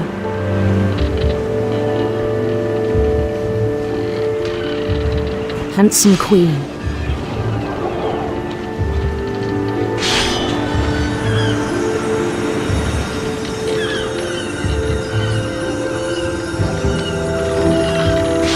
The queen was on her own quest for radiant rainbows.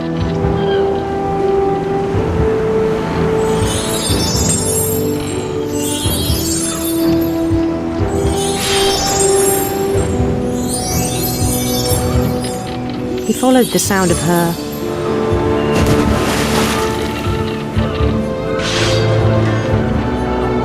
silver harp.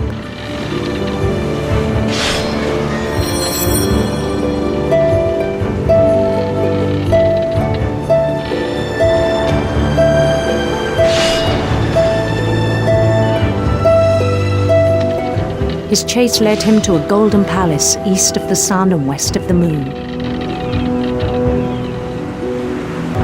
Even then, his logic remained sound. He knew the world was all in his imagination.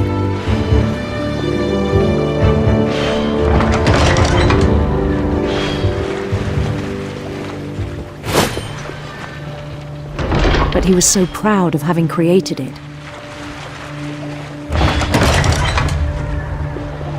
In his own eyes, he'd become something greater than a king.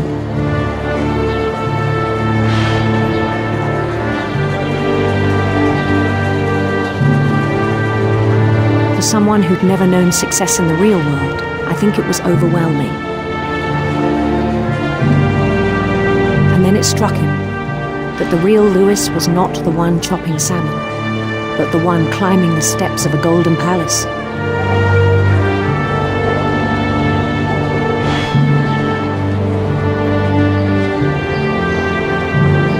My imagination is as real as my body, he told me. It was hard to argue with him.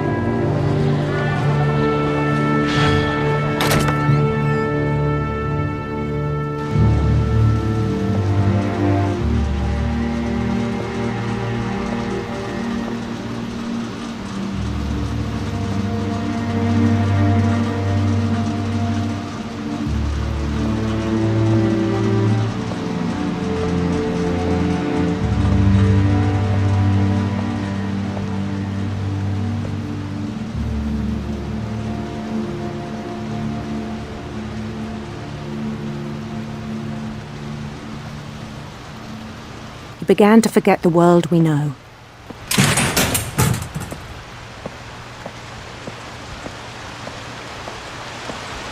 I think it pained him to remember Louis. the cannery worker.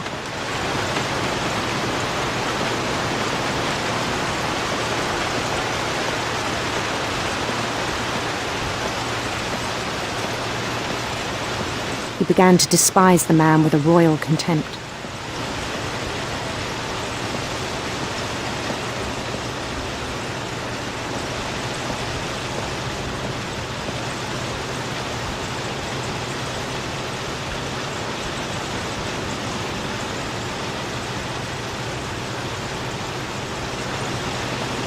I still thought I could save him.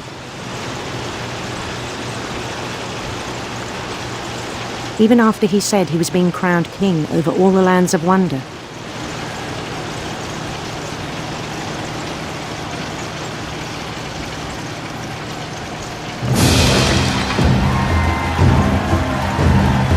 The palace would be packed with his companions.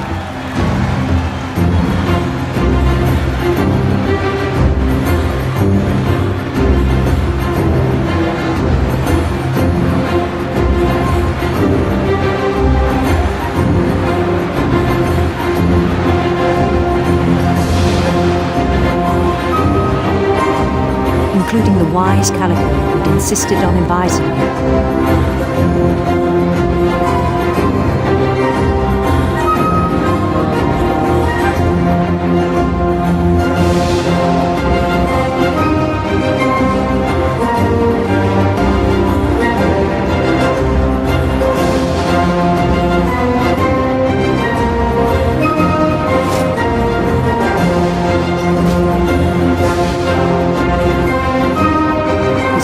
Waited, holding his crown.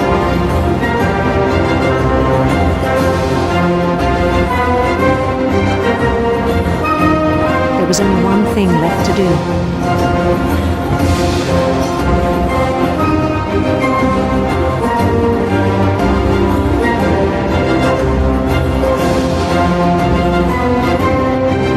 Bend down his head.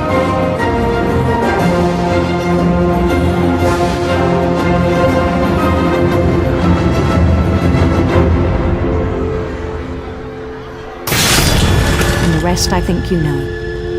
Mrs. Finch, your son was a kind man who will be missed by all of us who knew him.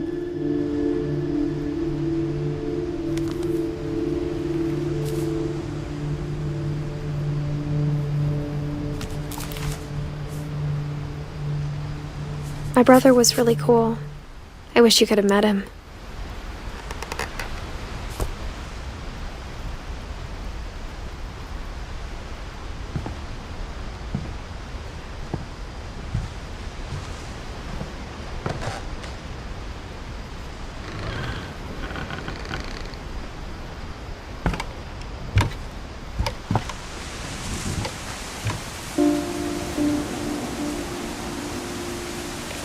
On the way back from Lewis's funeral, my mom told me to start packing. She waited until the day before we left to tell Edie. I'm not sure if she wanted to make it easier or harder.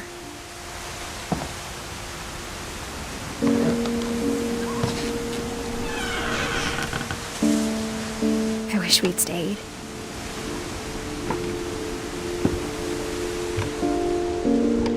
But I understand why we left.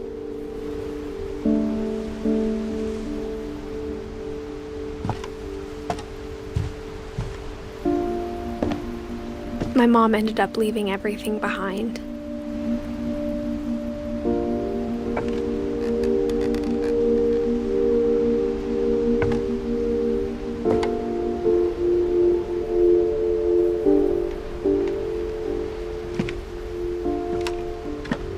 What happened that night had been coming for a long time. Maybe it should have come sooner.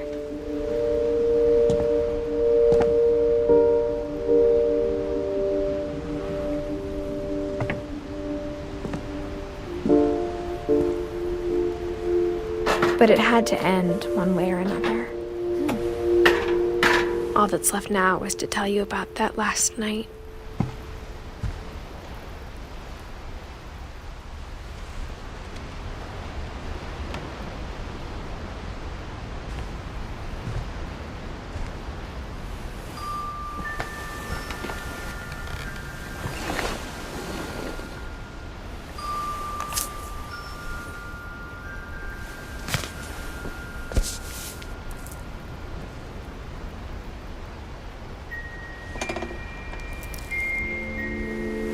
That whole last day, Edie just watched us pack and didn't say a word. Until supper, when she raised her glass and said, "To our final night together, and all our final nights apart." Grandma, you know what I said about alcohol. Some of your medications are very Edith, specific. I left a present for you in the hallway. Why don't you go open it? The grown-ups have to argue now. I'm sorry, you're right. We're all leaving tomorrow. Let's just enjoy our last... I'm not leaving. Edith, you're excused.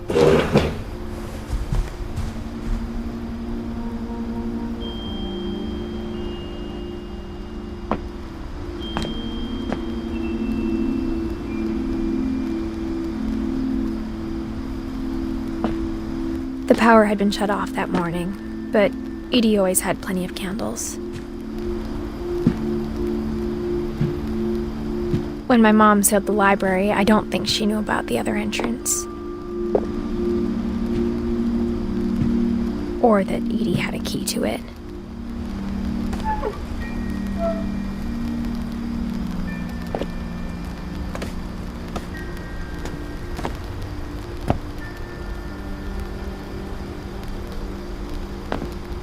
That thing you're afraid of isn't going to end when you leave the house.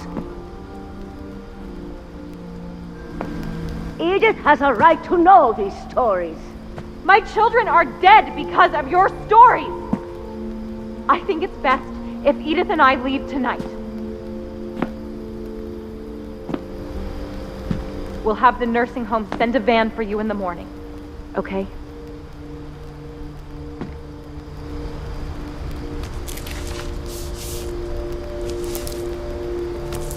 Dear Edith, there's so many stories I wish I could tell you, but there's only time for one. This is about what happened on the night you were born. That night, the tide went way, way out. It was the first and last time I ever saw the old house aground. There'd been an earthquake out in the middle of the ocean. They called it the lowest tide in 1,000 years. God, it smelled awful. You know, I've seen that house every day of my life.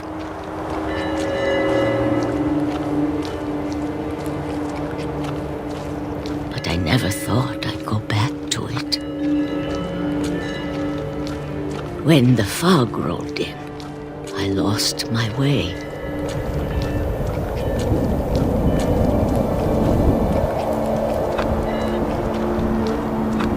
I got turned around.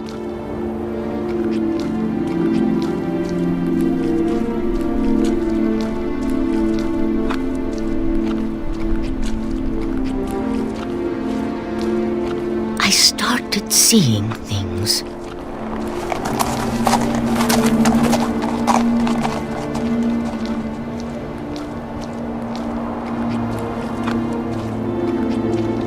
Things I'd forgotten had ever existed.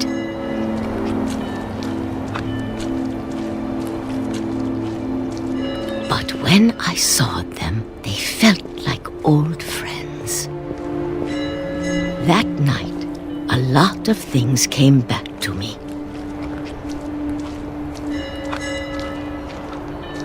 Or maybe I came back to them.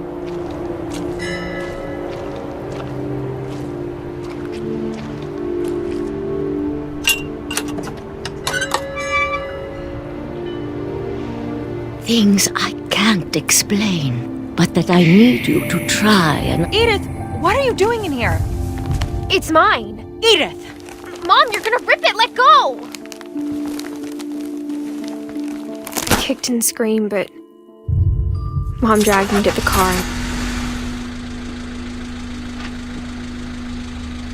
I never saw Great-Grandma Edie again. The next morning, the van came to pick her up, but she was already gone.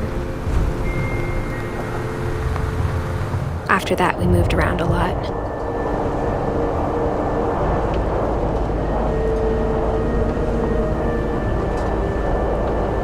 We both tried to make the best of it.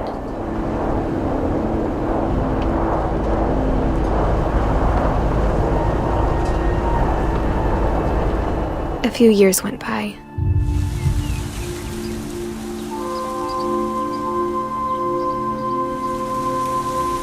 My mom didn't like to talk about it, but she started getting sick a lot.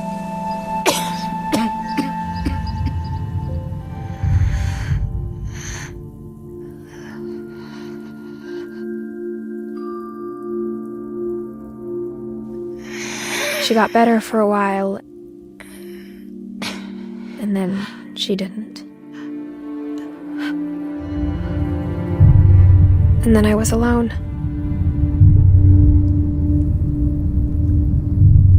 The last Finch left alive.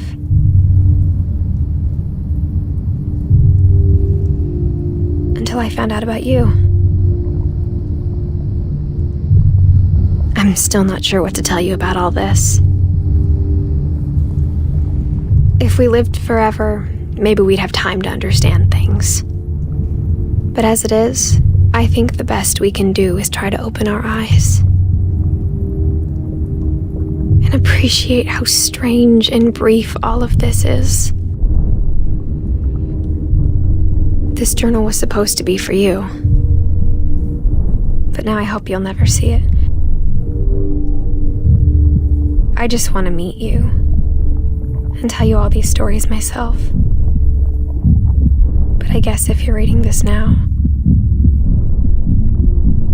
things didn't work out that way.